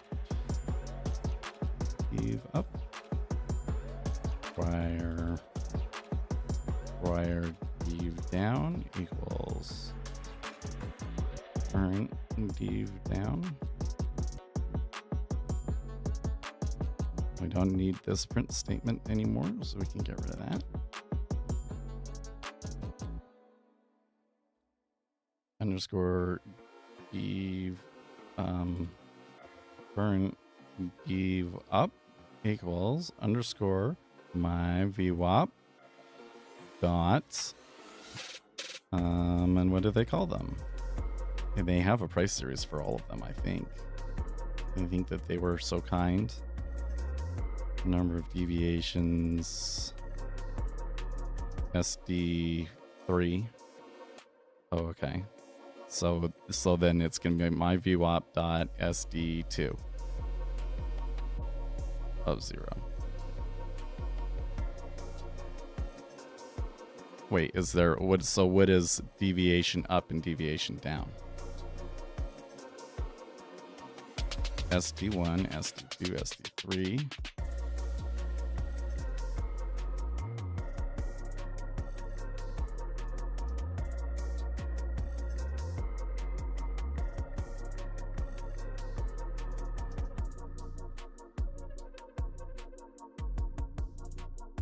So here on this, I want to say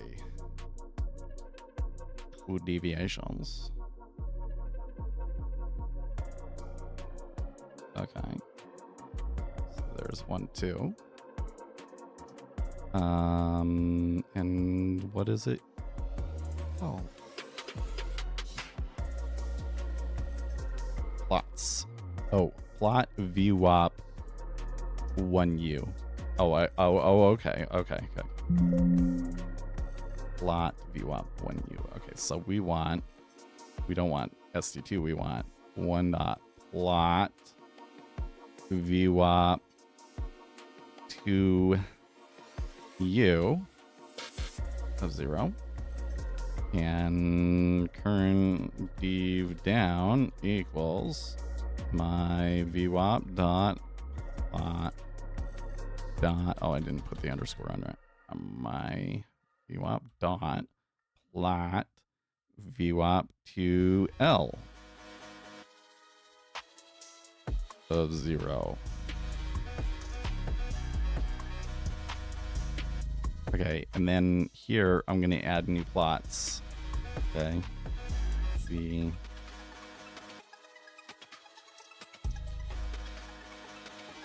To deviation up.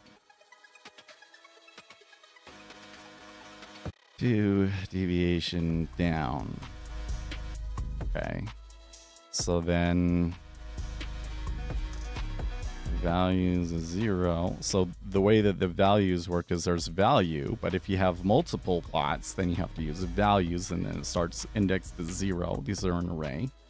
So prior VWAP will be this one, and then deviation up, values of 1, and values of 2 will be deviation down. So, and 0 is the most recent data point, equals, and then we say underscore prior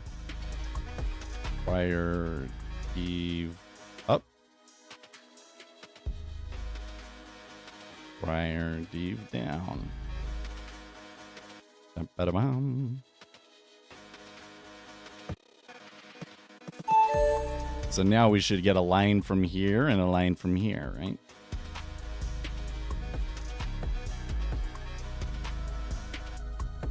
And in fact, we do.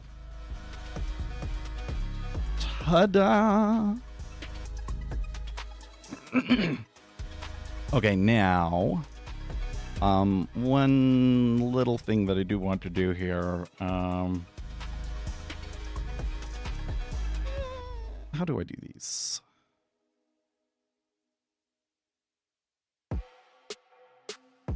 Properties.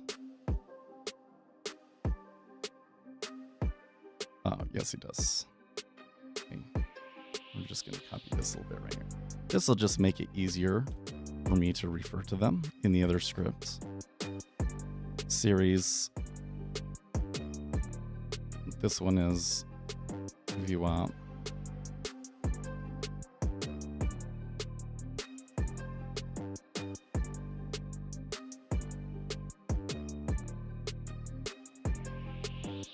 Okay, and this one was Eve up. This one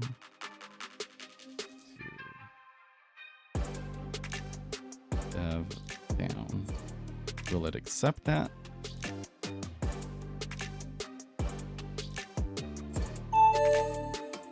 Da-da-da-da. Dang. This is what I wanted to do yesterday. Angel was like, oh, I don't think it will work. But now that I found that you can use this kind of little hack to not have to use tick replay, now I'm like, oh, okay, let's just do it. Okay, so now we're going to make a new strategy. And we're going to call it prior day VWAP reversion. Okay. So now we're going to say prior day VWAP my prior VWAP.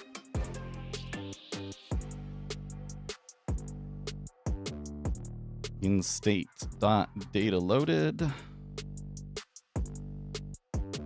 My prior VWAP equals prior day VWAP.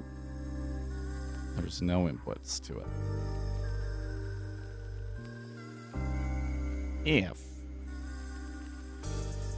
cross above series 1, oh yes, so if the close, and I think if you say nothing, it, yeah, okay, if we cross above my prior VWAP dot deviation down.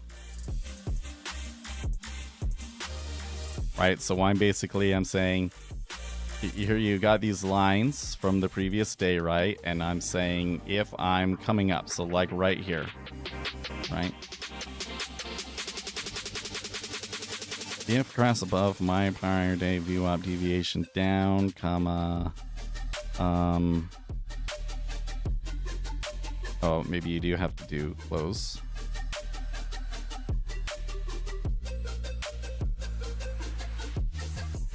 And then the look back period is just 1.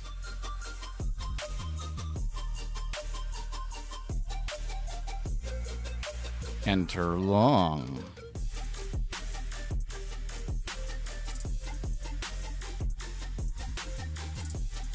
Right? Okay, next one.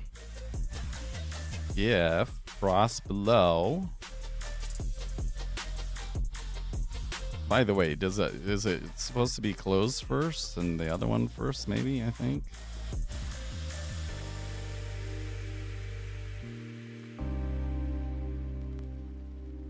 Close. Leave up.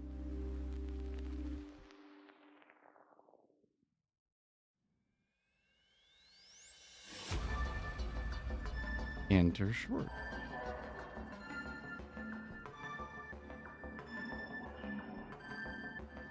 If cross below close comma underscore my prior VWAP dot VWAP comma 1.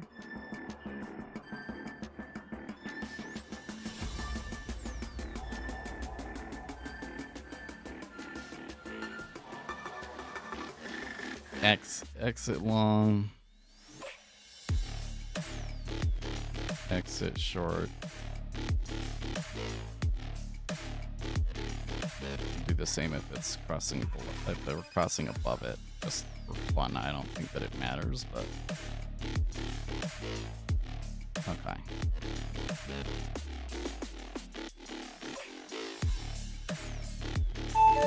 So there's your simple strategy. Pretty simple, I would say, too, by the way. Which we like that. I don't think it's going to work, though, to be honest with you.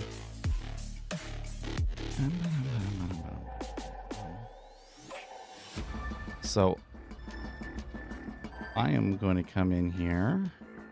Where is it? Prior day VWAP reversion. And we're going to do it on ZN. So I want to do it on ZN because, like, nothing works on ZN.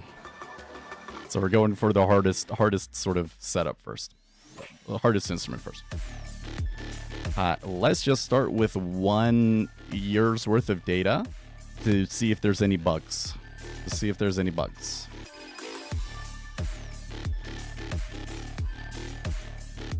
Okay, so it does take trades. Oh, that's not very good at all. That's not very good at all. Wait a second.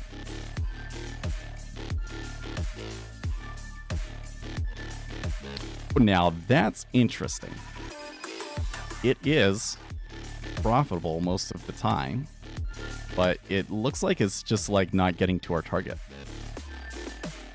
It looks like it's just not getting to our target most of the time. I wonder. So hold on a second. MA. Oh boy. Well, so you can kind of cut it off.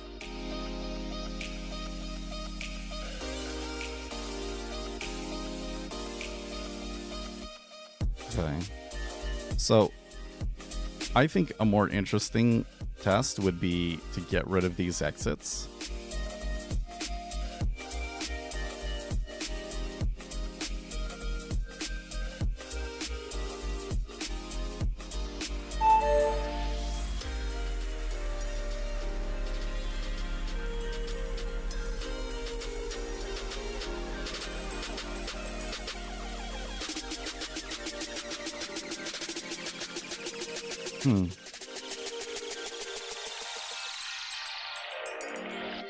Okay, let's make sure that it's actually working correctly.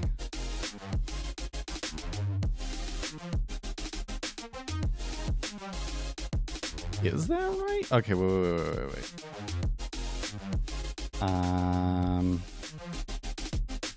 Something we can do in here is add indicator underscore my prior VWAP, I think. Is that right? No.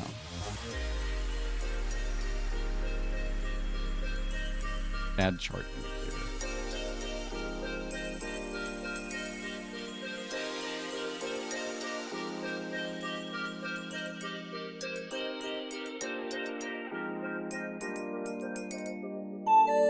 So this way, when we come into our where did it go? There it is. When we run this again, it will add it for us so we can see it. See if we're doing it correctly. Okay, so here's an instance where we're at the 2 standard deviation VWAP long from the previous day. We come down above it, and so it fails. But then we come back across it, and it right. So that's maybe like a bad example, right? But it's a good example of like where things tend to go wrong. Okay, now here's a good example of it came across it. You enter long, and then you go to it. So.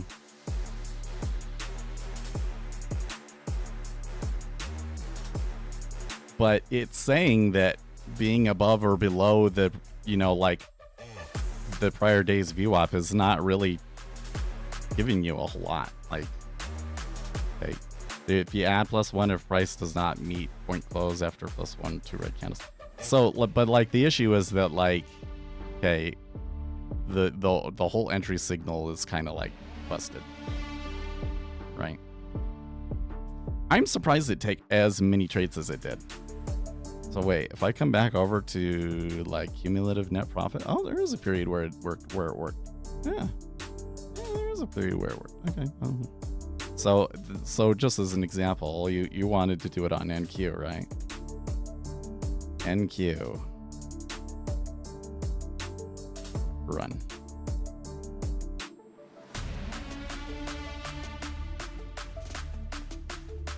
There might be something to whether the thing is moving up or down. Ah, yes, there is. So when the thing is moving up, it does work really well. See, the treasuries are slightly different. Yes, now, see, you haven't watched my video series. No. So let's look at a couple of things here. So first of all, it really works well when it's a long trade. Let's see here. Our ratio to average win to average loss. So our losers are slightly bigger than our winners, but it's not enough to be like a huge issue. Our largest winning trade and our largest losing trade, those are okay. And then I want to know, well, let's do it. Change that from currency to ticks. Ticks, that helps a little bit. Okay, so that's all kind of random. Like what I'm seeing in the MAE and MFE is not actually very encouraging, to be honest with you. But when we come up here, sharp ratio 0.43. 0.43. So that says it's you're better just buying and holding so far. Okay, but now the next test is add more data. So instead of going from 2024, let's go from 2016. I think we could probably go all the way back 10 years, probably. We'll see how far back it'll let us go.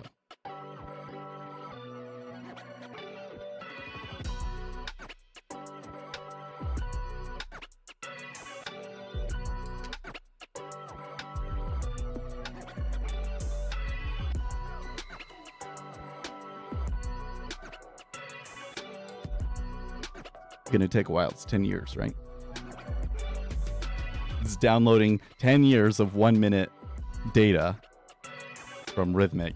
It's going to take it. It's going to take it a little bit. It's going to take it a little bit.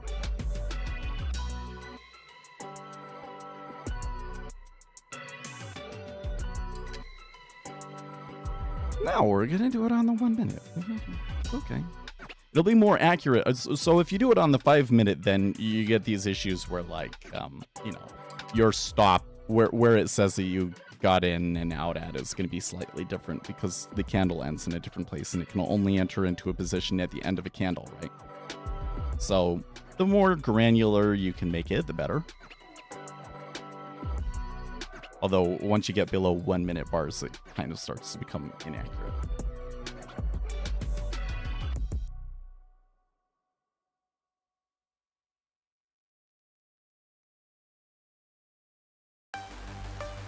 Oh, you messaged me on Discord. I haven't seen that yet. Okay. Oh, there we go. Did it. Okay. Oh, dude, the Sharpe ratio is terrible. It is profitable over the period, but the Sharpe ratio of it is terrible. Wow. Oh, that's very interesting. So the Sharpe ratio is so bad though because look at those, man. Like, good grief. The drawdown on that is insane. Wait, what is it? Max drawdown? Oh, wait, what is that in currency? On one NQ contract, the max drawdown is 65,000.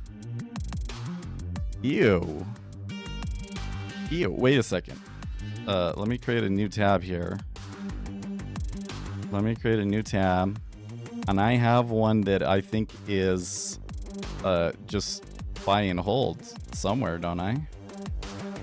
Random trade.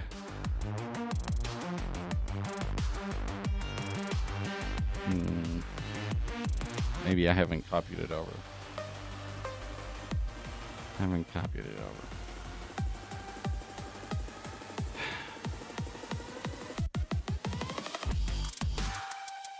I'm sighing because like there's enough in there to be like, okay, let's keep working with it.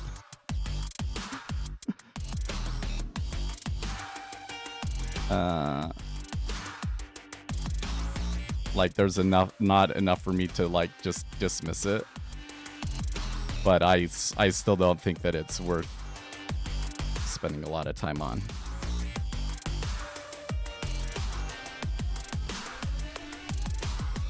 Strategies. I swear that somewhere I have buy and holds. Yes, buy and holds. Enter long. No, that's not what we want.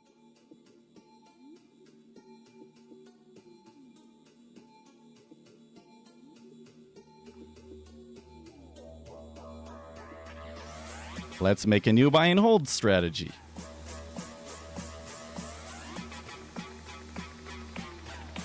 Strategies, new strategy.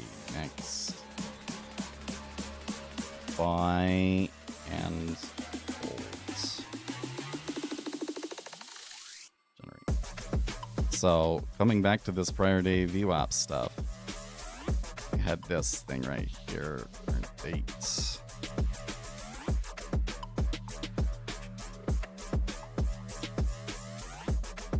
And we had the session iterator.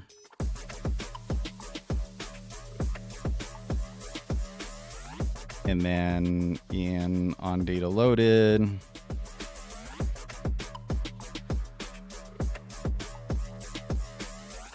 we were setting the session iterator.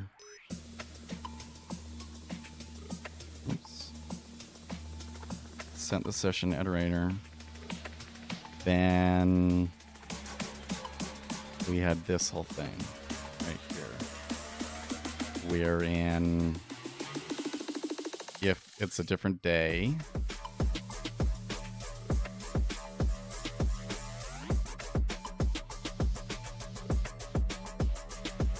I don't know if that part matters, but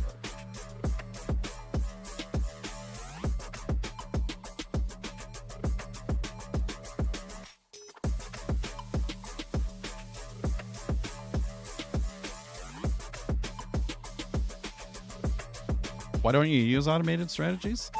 Because getting an automated strategy that actually works is really effing hard. and I have a high standard. See, what's going to happen is I'm going to show you that you don't want to trade this. It's kind of where I'm going with this. But it could be wrong. All right. Oh wait, we need to select an instrument. We were doing NQ.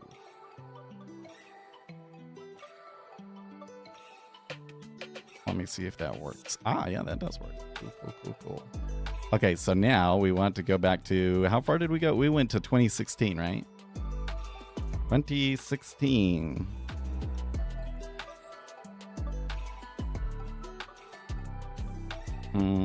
Let's move it to a new window.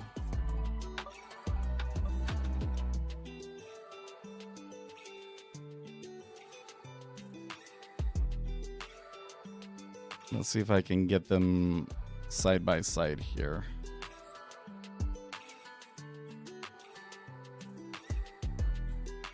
Oop, I think I might be able to fit them.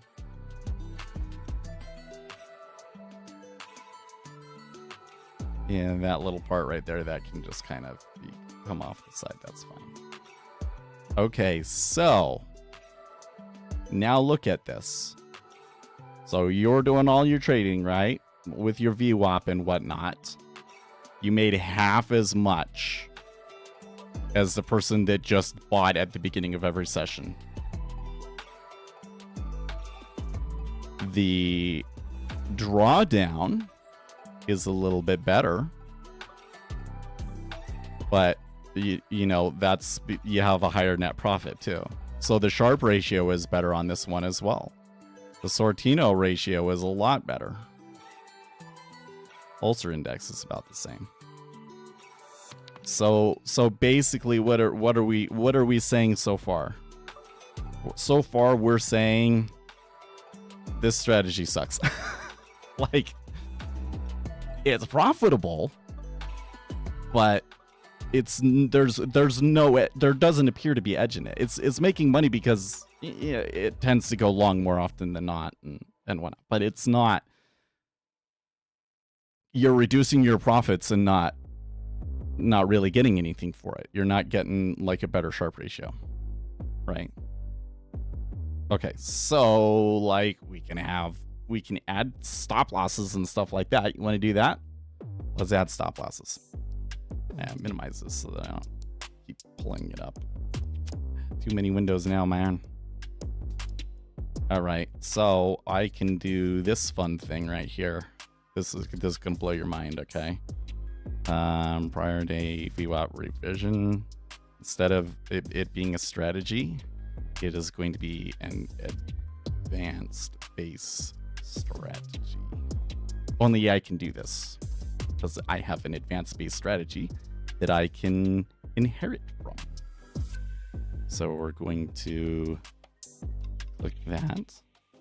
By the way, something really handy that you get down in here if you come back to this window is that it saves them all.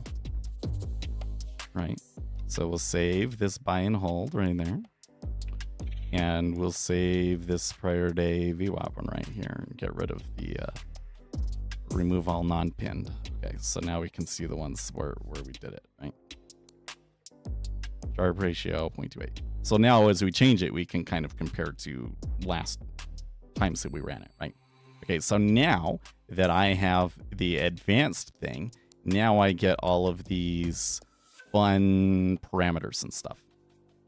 Okay, so you want to use a stop, huh? Well, let's come into the analysis, look at the MAE, and you can see that, oh, and let's change it to by ticks.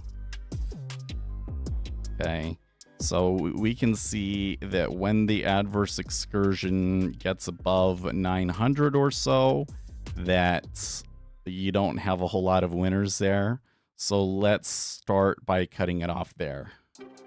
900. We won't use targets.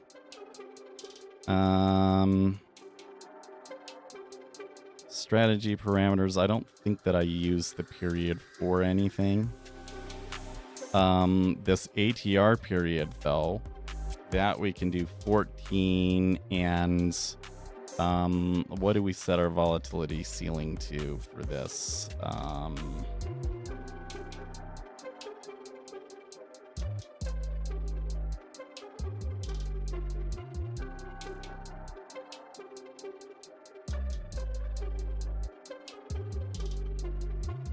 Manage volatility.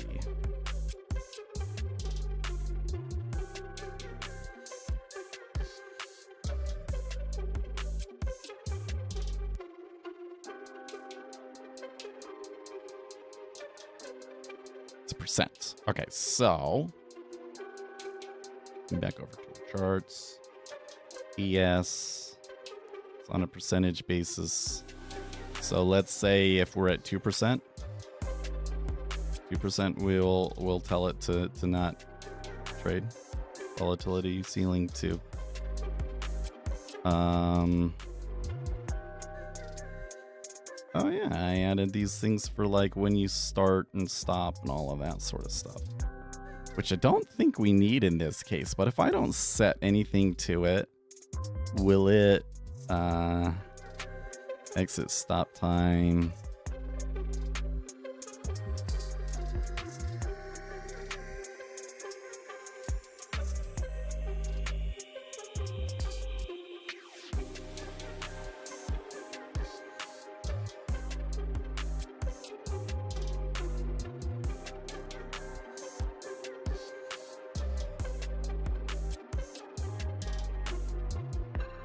Manage time window.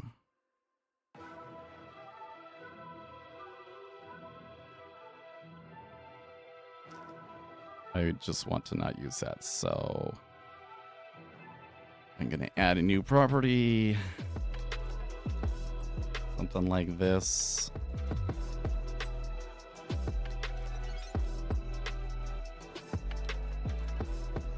Call it manage time public pool manage time right here.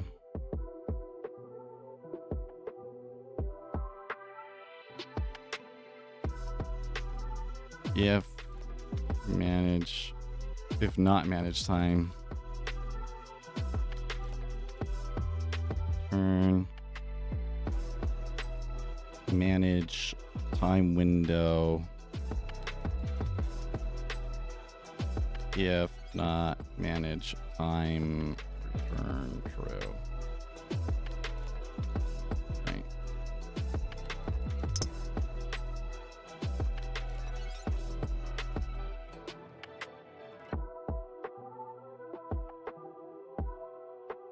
Okay, I think that's correct.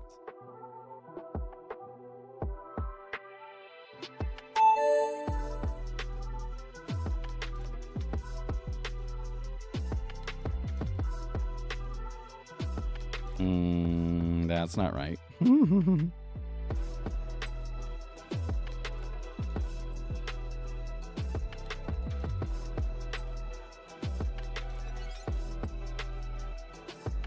Why does it think it's a Boolean? Maybe I just need to like come off of it and then come back to it. No.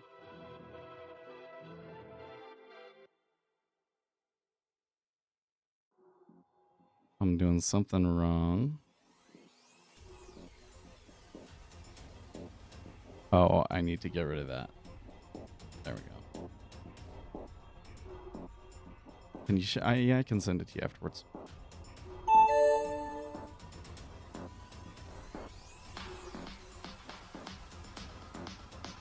There we go.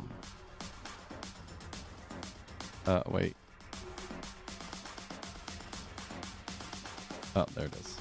Manage time faults. Okay. Volatility 14 to stop 900. I think the rest of it should not matter. Let's see if that works. There might be other parts that I hadn't considered, but it gets complicated, right? Oh, I have the wrong screen. Here I am over here.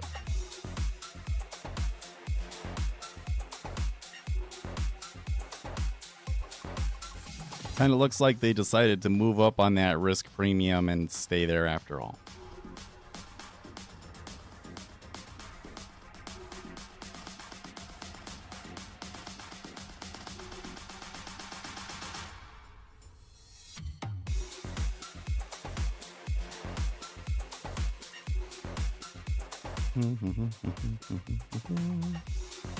Summary.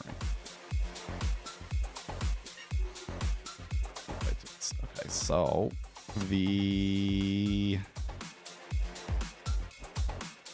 adding the stop made the Sharpe ratio even worse.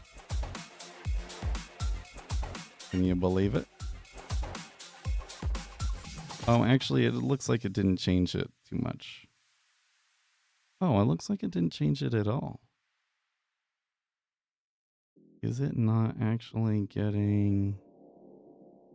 Largest losing trade should not be that high, right? Let's come over here to trades and see if it ever stopped out.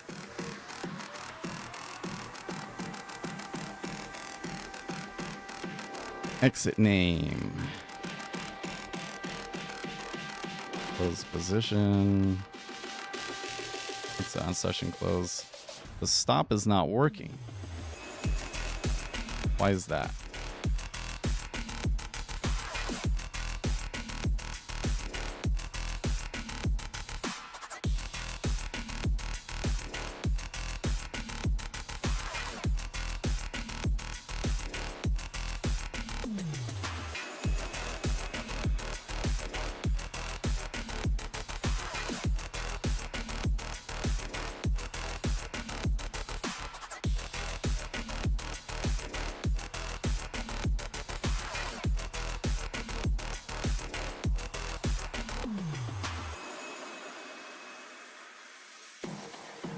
Oh, you know what I need to do here?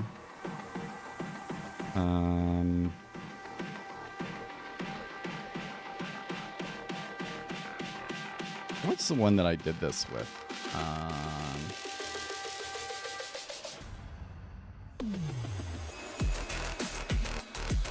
Is it double down? No.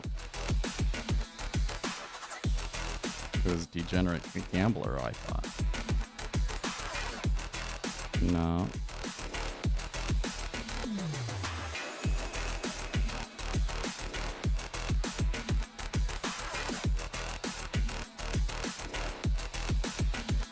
I was doing it with simple market order and balance.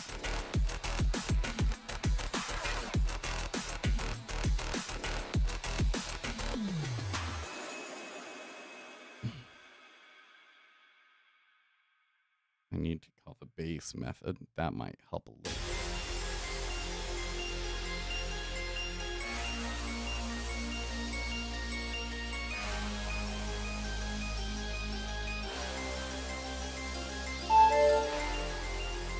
Oh, and you know what? I don't want to do enter long. I want to do my enter long.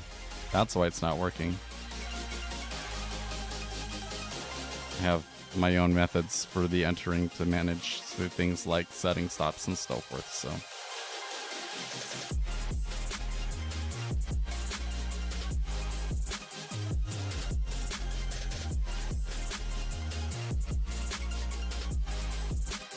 Trade size and balance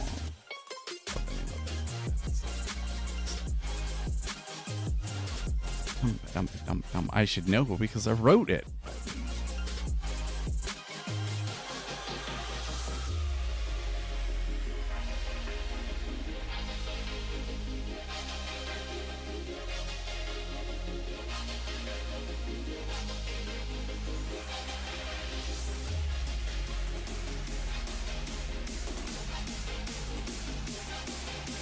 can barely see that blue.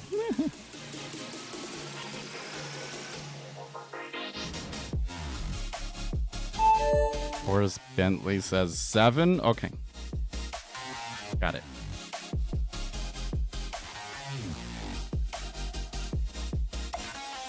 Let's try that again.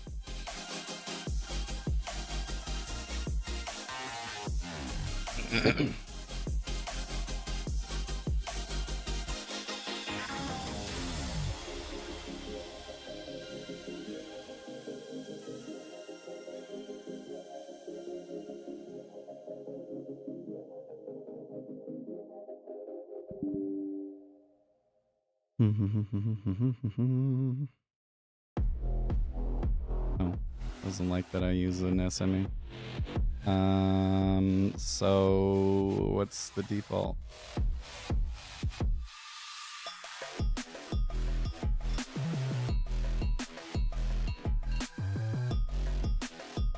$50.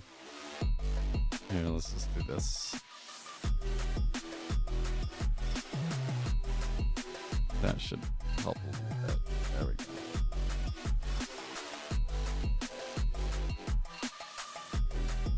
There we go.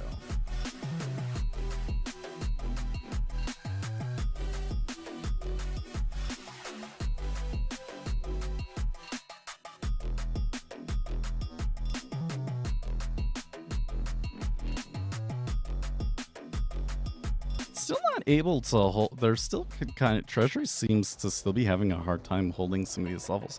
But there was a decent amount of buying on that leg when we kind of started back testing. It kind of snuck it in when I stopped paying attention, huh?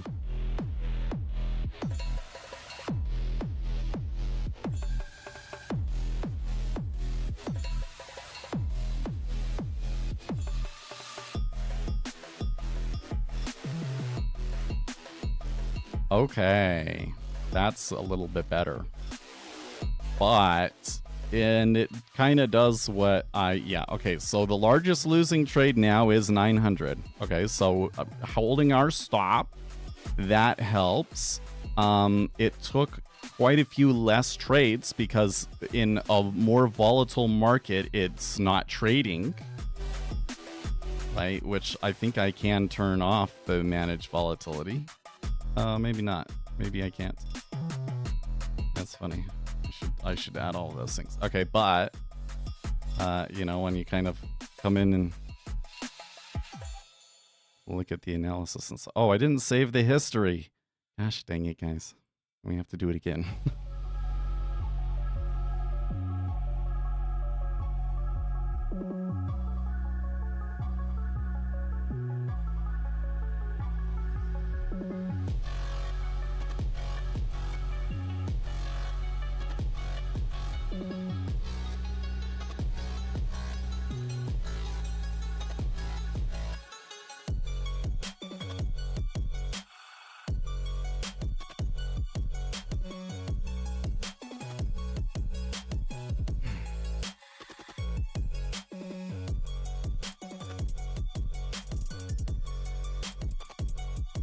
That's better. So now you can see the adverse excursion where it's like, yeah, hey, we like cut it off at a certain place.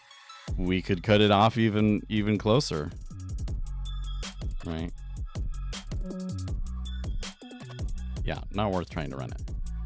So let's come back to the summary. The Sharpe ratio is now negative. That means that like there was a drawdown basically that was like real worse than what you ever made.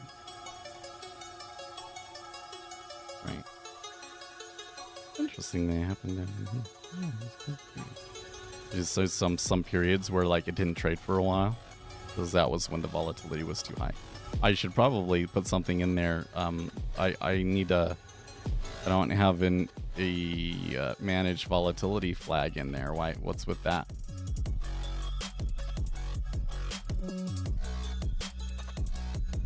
Or targets volatility ceiling.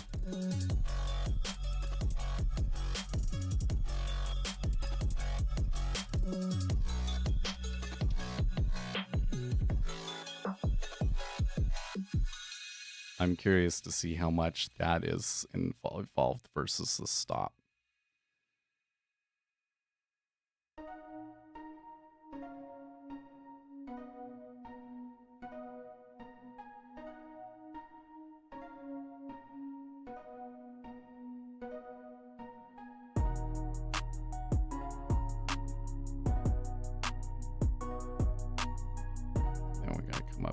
to the part where we do the manage volatility.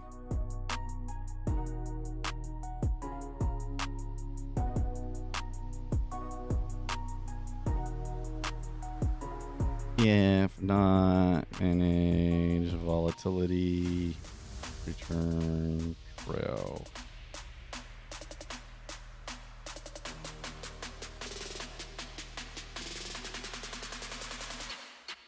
It already contains one. Really?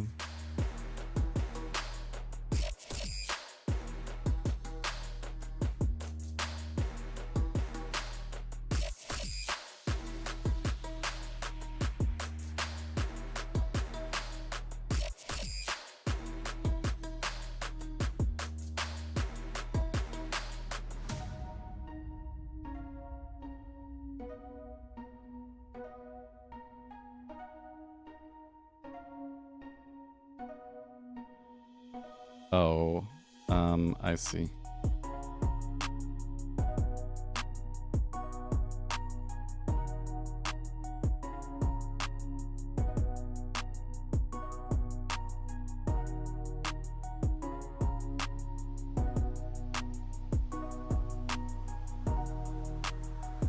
There was a parameter that was already called that.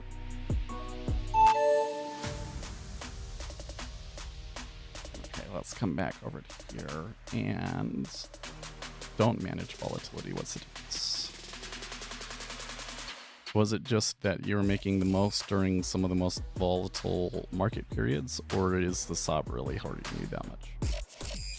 Generally speaking, adding a stop hurts the performance of the strategy. That's just kind of the way that it is.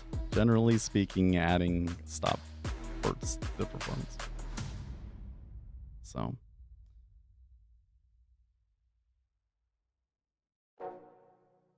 nostalgia hits when I hear the compiling. We need to change it back to the Final Fantasy victory theme. It is the volatility. That's interesting. Oh, okay. So the stop actually is helping a little bit. It was the avoiding the volatility. See, I knew that it was kind of like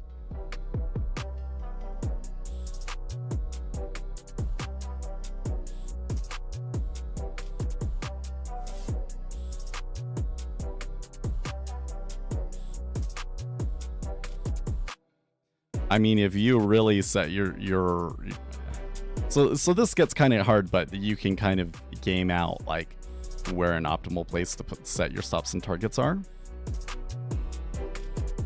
But I don't know if it's really worth messing with. The issue is still the Sharpe ratio is terrible. Sharpe ratio is terrible. What's with that? Well, it seems to lose really quickly. That's interesting. It doesn't take a very long period either. It's only like a 3 to 6 month period, and it just gets destroyed. What's a good Sharpe ratio? So above 0.5 to even be worth thinking about. See this one? Well, 0.28 was buy and hold. So if you do the other buy and hold where you just buy the whole time. So there can be moves in the aftermarket, right? So if this one is just only be in the market when the market is on, there's the other buy and holds. Let me find it.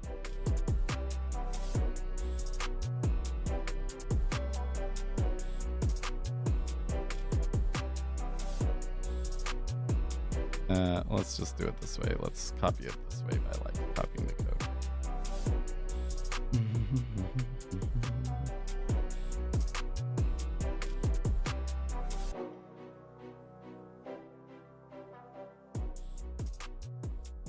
Buy and hold once. Right.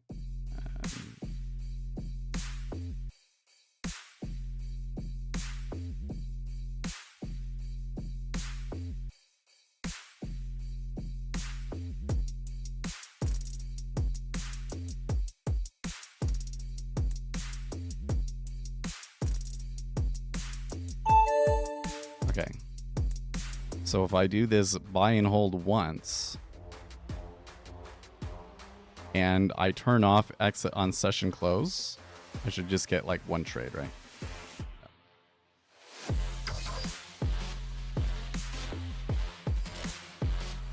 And you can see, oh, actually, in this case, it was not quite as high. But then you don't get like Sharpe ratio and stuff like that, so that's why I don't.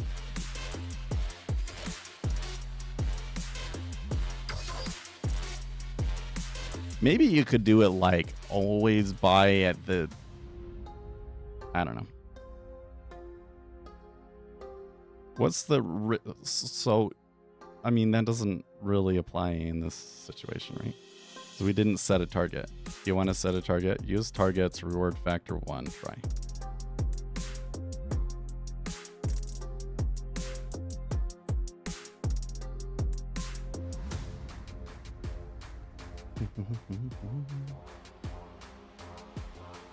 Just warning you, it's not going to perform as well. We were 170. We made 175 total net profit before. Now we add a reward factor. Let's see what happens.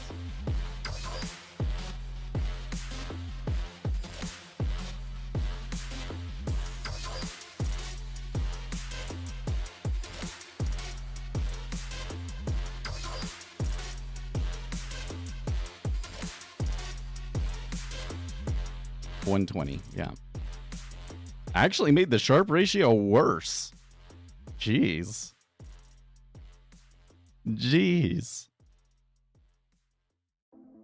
So then you can do these sorts of weird things like not that one. Optimization. Save history false. Use stops true. And let's just start, let's do it by 50.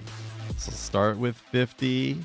Max 1000, increment by 50, use targets, true, reward factor 0.5 to 3, let's say. I don't want to have too many iterations. I don't have the refactory period turned on or anything like that. I'm not managing volatility. I'm not managing time. We're using NQ, 1 minute. Okay. Will it include commissions this time? Because why not?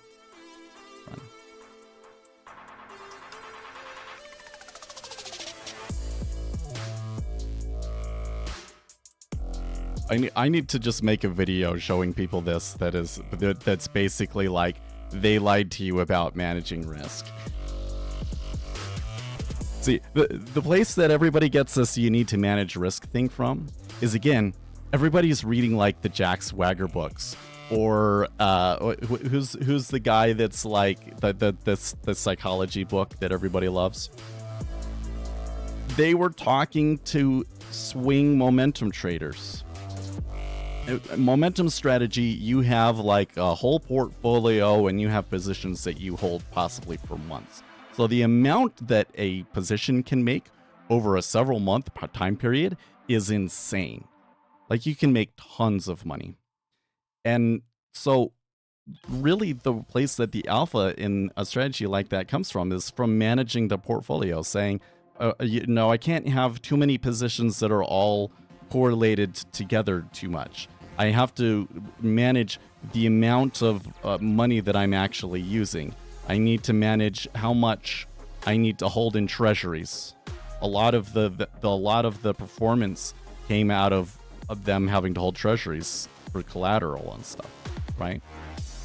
And then the edge is managing the risk, and so that's what they told everybody. Well, it's managing your risk that actually makes you money. Okay, it's a different game when you're holding something, intraday for 5 to 30 minutes or something like that, because you're going to get a distribution. This is a distribution of like what our profits and losses look like, right? So in the middle, and so there will be a lot of relatively small winners and losers, and then there will be comparatively few really big winners and losers, right? Well, so when you come in and you say, I'm going to have a set stop and a set target. It's like drawing lines right there and cutting off these ends of the distribution. So all of these, all of the sudden your distribution looks like that. So actually, let's draw it with a different color. Let's do the blue here. You're going to get more that end here like this. You're going to get, that's basically what you're doing. That's basically what you're doing.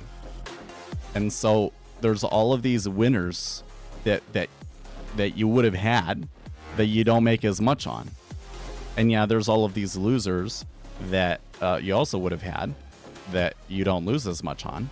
But how many of those really big losers would have actually have become winners? And vice versa over here.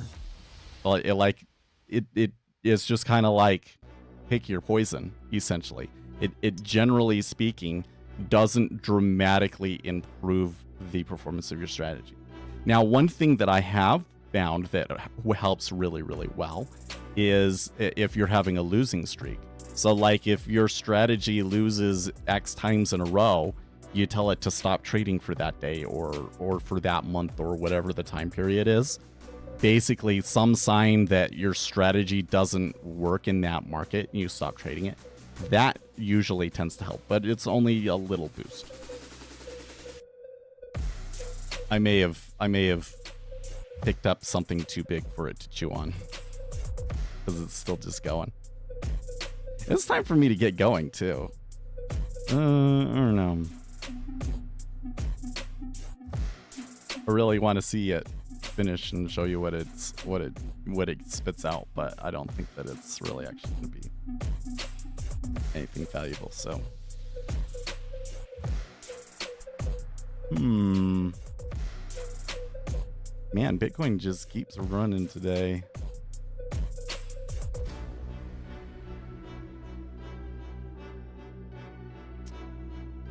Well, anyways. Yeah. So I just don't see an edge in this. And like the whole thing is like where VWAP came from is if you're a really big player and you need to buy a ton of something, then how do you do it? Because you're going to move the market. So you kind of have to split it up. And then there's this question of like, when do you split it up? And so they came up with all these different algorithms. And one of them is TWAP and VWAP. And VWAP is basically, okay, if you're buying and the price is below the VWAP, then I buy more. Oh man, I'm running out of disk space. Okay. Well, I think I know what that's about though.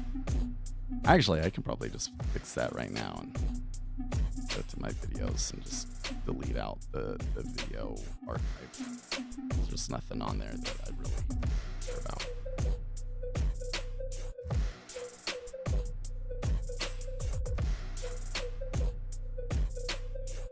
Oh, really? I never heard that one before. Deleted. There, now we're good. Now we're good. Anyway, so what was I saying?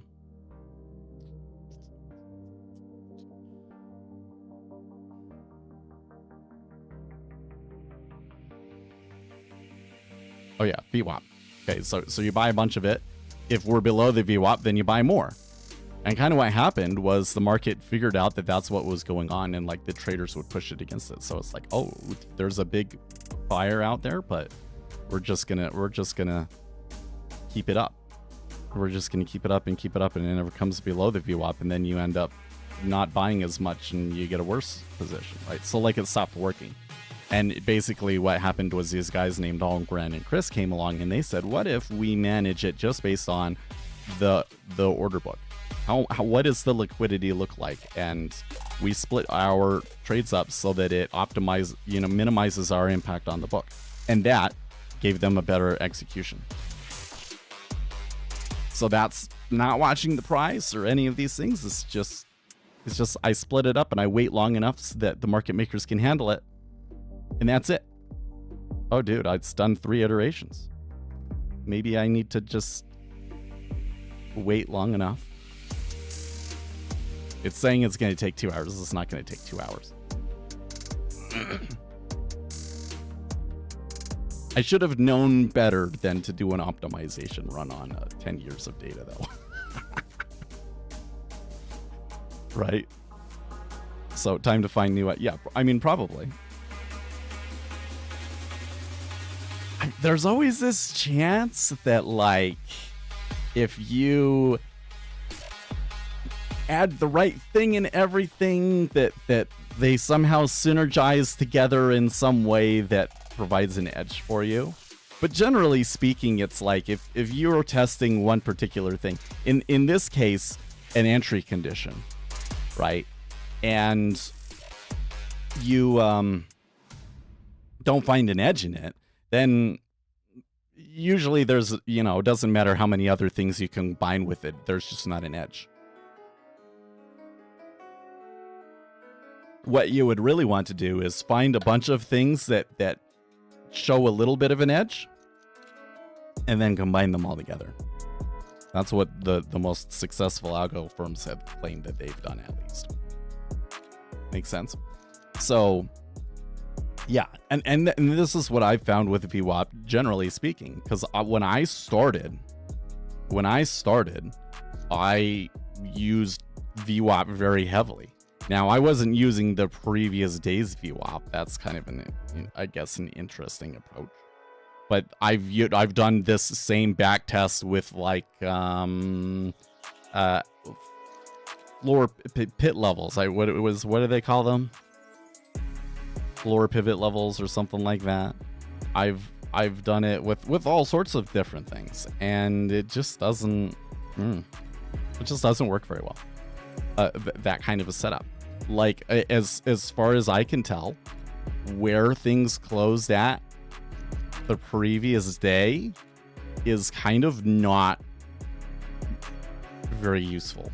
Like, those prices are just heavily manipulated, so it doesn't do anything for you. The only kind of, like, levels that I would look at are 50, 100, 200 day moving averages, and like 14 to 50 day highs and lows. That's it. And the rest, like, doesn't really matter that much. And yeah, when I did my testing with VWAP, I didn't really find a whole lot.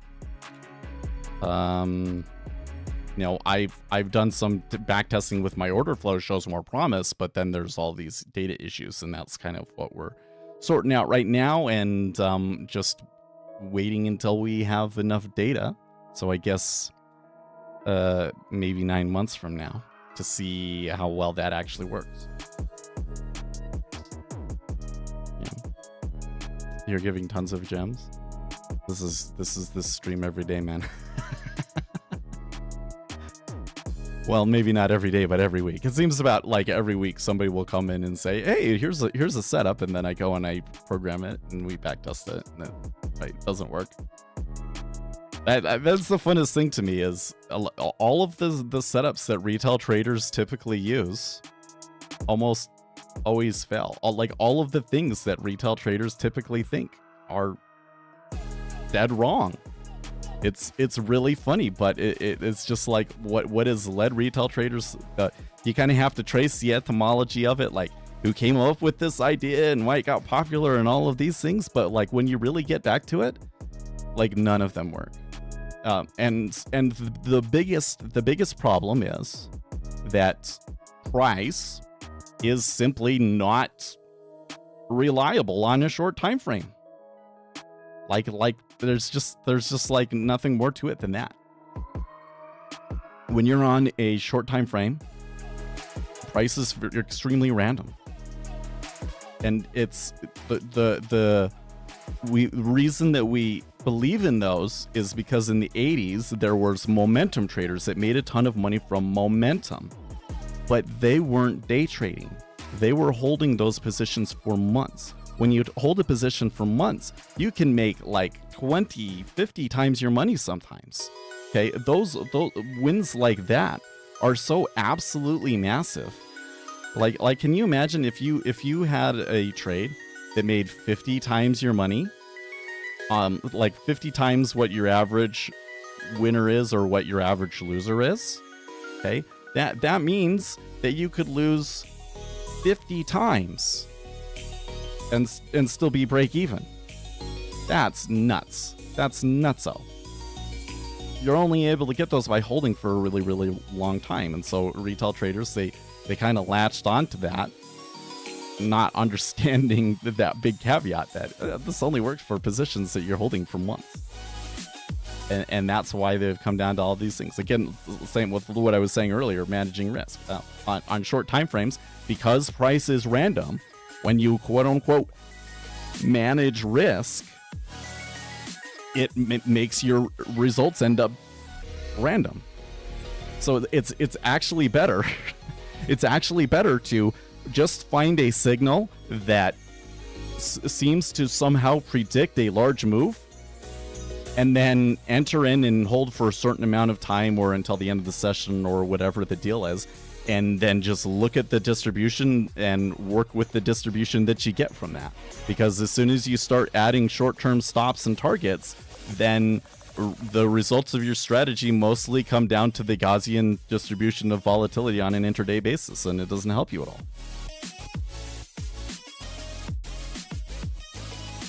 Let's see here. Aberdima, I'm just going to call you Abraham. I have seen an old interview of Jim Simons, and his friend spilled some info that geometry and maths is based on their system and research. Well, I mean, of course it's based on math. I can tell you a little bit about what we do know about it, because we know that they started out with momentum. And then they started, I think that they started to look at the flows, and they were able to find really strong predictors of order flows, and they're front running those, right? So what would that be? That would be like you come in and you look at cumulative delta, for instance, okay? What was like net cumulative delta? Was there a period of time where cumulative delta's consistently rising up? Let's just say there's somebody that's buying there. And then we kind of split things up and we say, okay, like, do we consistently see somebody buying every Monday? Do we consistently see somebody buying every first day of the month or first day of the contract? Or, you know, are they consistently buying more than selling in the fall versus the summer? So you kind of get all of these little bits of seasonality. And then you can go and you can look at correlated instruments. So you can say, okay, well, when there's buying in this one, we tend to get buying in this one. And there's a certain lag between them. And once you have a system like that and you can combine all of these things together into one system, all of a sudden you get something that predicts what the treasury or whatever it is, predicts your instrument actually quite well, maybe even several days in advance. You know, there's going to be like certain randomness to it on the intraday period, but like on longer time frames, you can make these big predictions. And then Renaissance basically just comes in and says, okay, so we know that this flow is going to come in so much. And then they are able to calculate how much they want to size their trade. Because if you size it too big, it moves the market too far, and then you're actually losing money, right? So they just know exactly how to size their trades, and that's what I think they're doing. And I'm just basing that off of what we know as the progression that they have over there, and all of the other empirical evidence that we have about like what sort of things work. We know that like basically price itself, especially on an intraday period, is extremely random, but the orders, you basically you get better signal from the market orders instead. So especially if you can go and you can get data from like a prime broker or somebody like that actually like identifies different players in the markets, so that now you can actually see, okay, there's a meta order that's being executed by this one guy every Monday, right? And now now that you can analyze the individual meta orders, then you can make those predictions. And that's what I think they're doing. And part of that is they're using data that we don't have, essentially. But the one thing that we do have is you can look at the balance between the market buys and the market sells. And when you get a really strong imbalance, like we got, I mean, like, look at this one. We probably should have traded this one, right? When it crossed our inventory cost basis line, you were getting a solid 60% buy. Well, not quite 60%, 58%, but pretty strong imbalance in favor of the buys, right?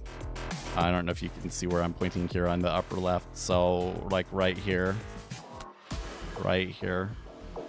you could have bought. I would have taken profits quickly, but you could have bought just based off of the market order imbalance, right? I'm kind of excited to make this next video and see how people react to it. But one of the next, and I don't think that this one will be until like January maybe, but it's basically how do you trade without price? Because most retail traders like can't even conceive how do I trade without price? But I'm just saying, you find something in the order flow that suggests to buy or sell. You don't care what price it's at. You don't care what price has been doing. You buy it when you get the signal. And that's based entirely on whether the market orders are mostly buy or mostly sell. And you can have a situation where the market orders are mostly buy over like a 30-minute period and price have moved nowhere because it was all being absorbed, for instance. So, right, the price is not reliable and the orders show you something. Yeah, can you share? Yeah, you just poke. Well, wait, you're over here, huh? Yeah, Angel. So, well, but I'm not using my VWAP, right? I'm using theirs. That one came from the app share, but I still just. So here's the thing. I'm gonna give you CS files, and you have to know where to put them. Actually, no. Actually, I can do it. I can do it this way. I can export it for you. Export NinjaScript add-on. Hopefully this backtest doesn't, slow it down, screw it up. So you don't use any kind of levels, just the DOM for scalps. Yeah, I mean, generally speaking, yes. So that doesn't mean that I don't look at price whatsoever, because as I said earlier, I do pay attention to 50, 100, 200-day moving averages and 14 to 50-day highs and lows. But like this whole idea of like you have the VWAP and you have pivots and you have like the previous day's value area high and value area low and all of those sorts of things. Done many back tests and I've never been able to find a system with that works. And so I ignore those completely. And in fact, one of the things that I will do is I kind of cannot help but see them. That's just kind of the way that my brain works, is I will see patterns and it's really hard for me to ignore those patterns. So when I see a pattern and I know that it's wrong, I know that it's like, okay, well, we're passing below this pivot level, so that's where all the retail traders say that we should be going short. But I know that it's the last day of the month and that the risk parity funds are going to have to buy. Then what I do is I wait for that signal that they're looking for to trigger, for them to all get in and trade against it. And those can end up being some of my best trades. So when you know that the retail signal is going to be wrong. Okay, so we want prior day. Where is it? Prior day VWAP. And we want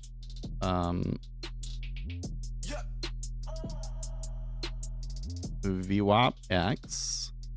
And we want advanced base strategy. You can have, I don't think that there's anything in advanced base strategy that you need. And then prior day VWAP revision, which is to say, like, this uses some sub, and actually it does use a sub indicator that she made. Okay, so you will just have to change the strategy back to default. Well, we're going to have to change it back. Cancel. Where's our window?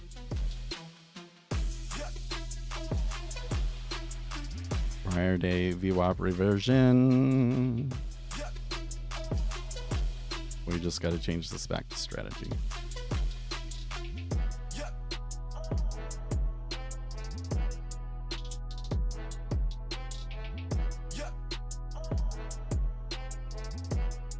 changing these. It's gonna fail. Yeah. Let's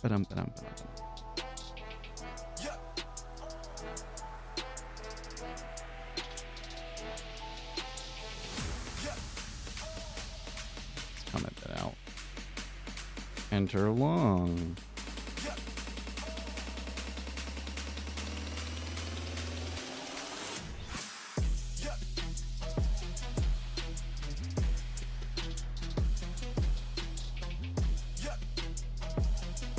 It's still coming along. I think I just have to wait long enough. Buy.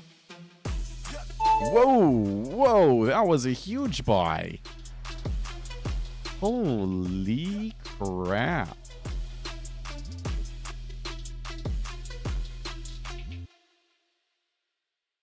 Hold on. Hold the boat.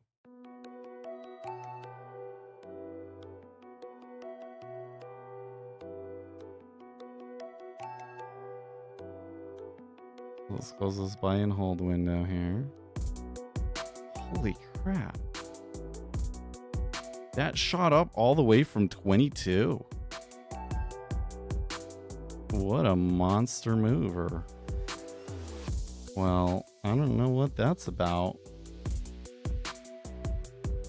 I'm waiting for Financial Juice to say something, but I'm not getting anything. And must be another Ukraine war headline, I'm sure.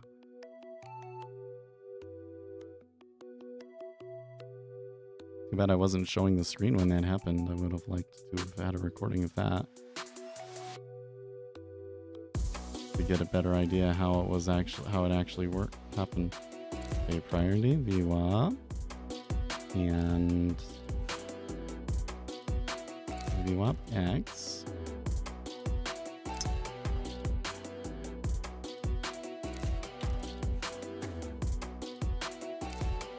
Going a little, system's chugging a little bit here on the back test, right?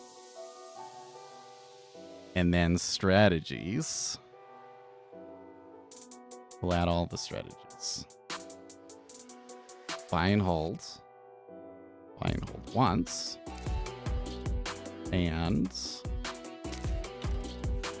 VWAP per day VWAP reversion. Okay.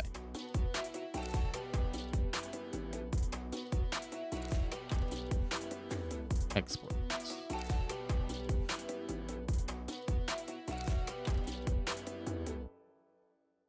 What's your work background? I am a site reliability engineer, but I'm between jobs right now. Job market really sucks right now, by the way. really sucks right now. Dude, this is going to take a while to export. I clicked the button, right? Oh, there we go. Okay. VWAP.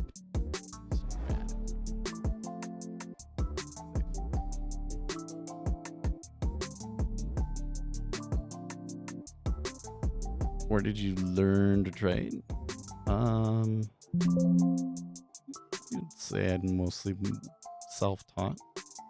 So I worked for a bank for a while and I learned a lot about the market from there, but they didn't teach me how to trade.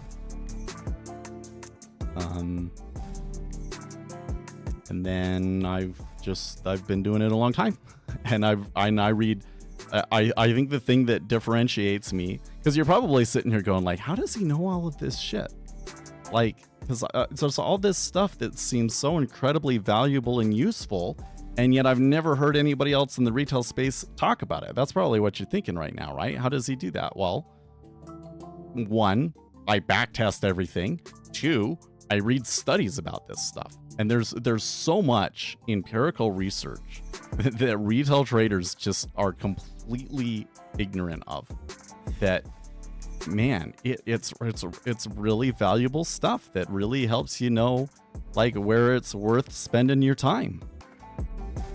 And all I've done is read that research and digested it for you in a way that is pertinent to you. Because the guys over at the banks and stuff, and at the universities that discover this stuff, they're mostly thinking of it from the perspective of, okay, so when we have a really big order we want to execute, how should we execute it?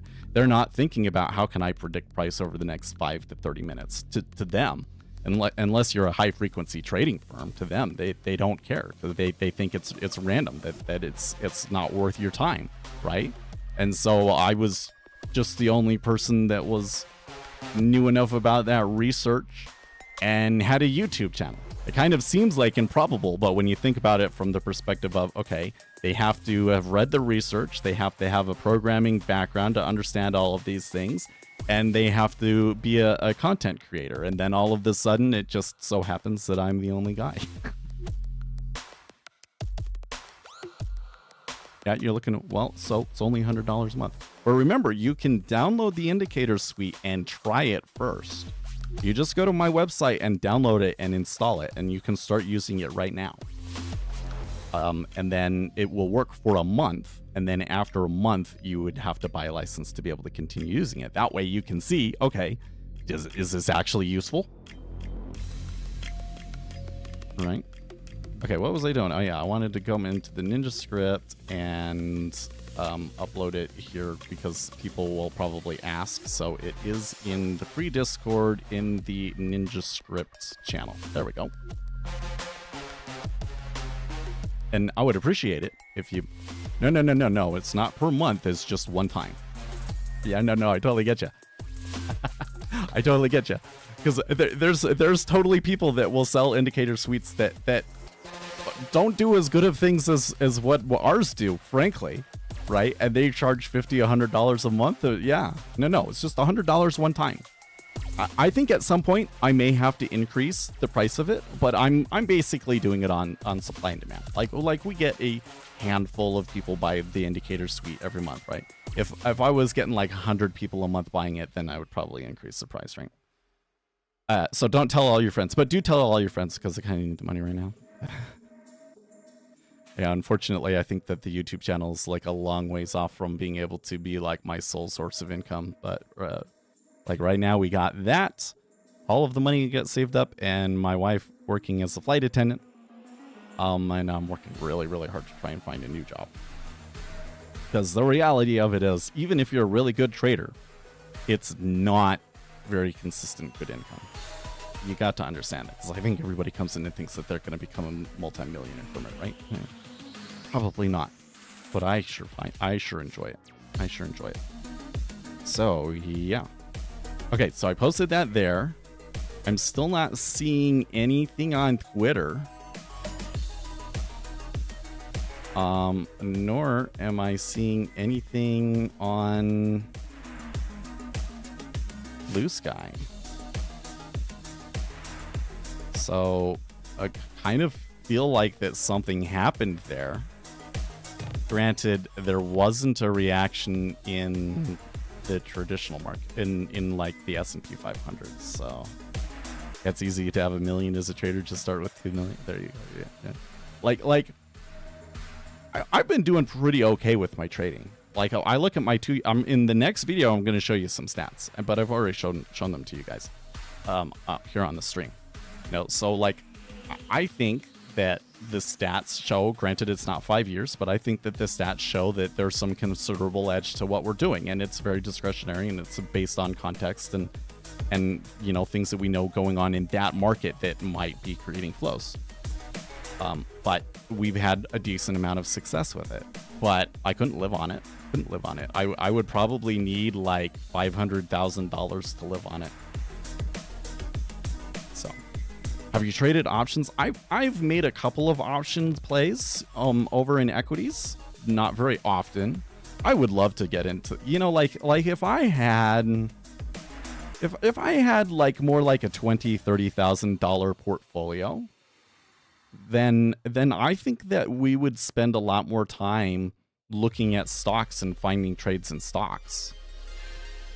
But as it stands right now, I'm just, I don't have that much. I have a little stock portfolio, but it's like, I think that we're like up to 8,000 with that one. I don't know if it's really enough for day trade. Not that I would day trade with it. Dude, did they cut me off? Where did the connection get lost from? It looks like it was NinjaTrader. So maybe NinjaTrader is chucking down. Oh, wait. Control Shift Escape. Is NinjaTrader using up all the... Yes, it is. No, but I had that turned off. Hold on.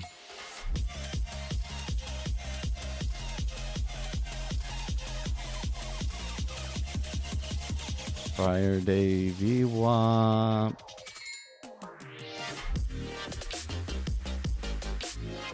Come on.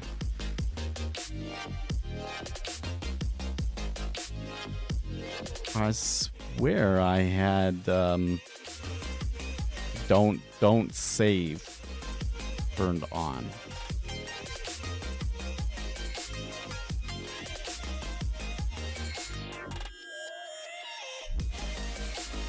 Oh wait, is it done? It might be done.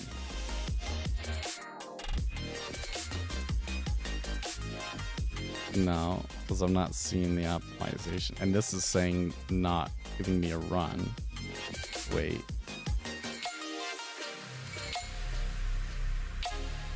I don't know what's with that. That's not my optimization run, is it? My chart. I don't need that anymore. The output window. No, it says it's still doing its thing.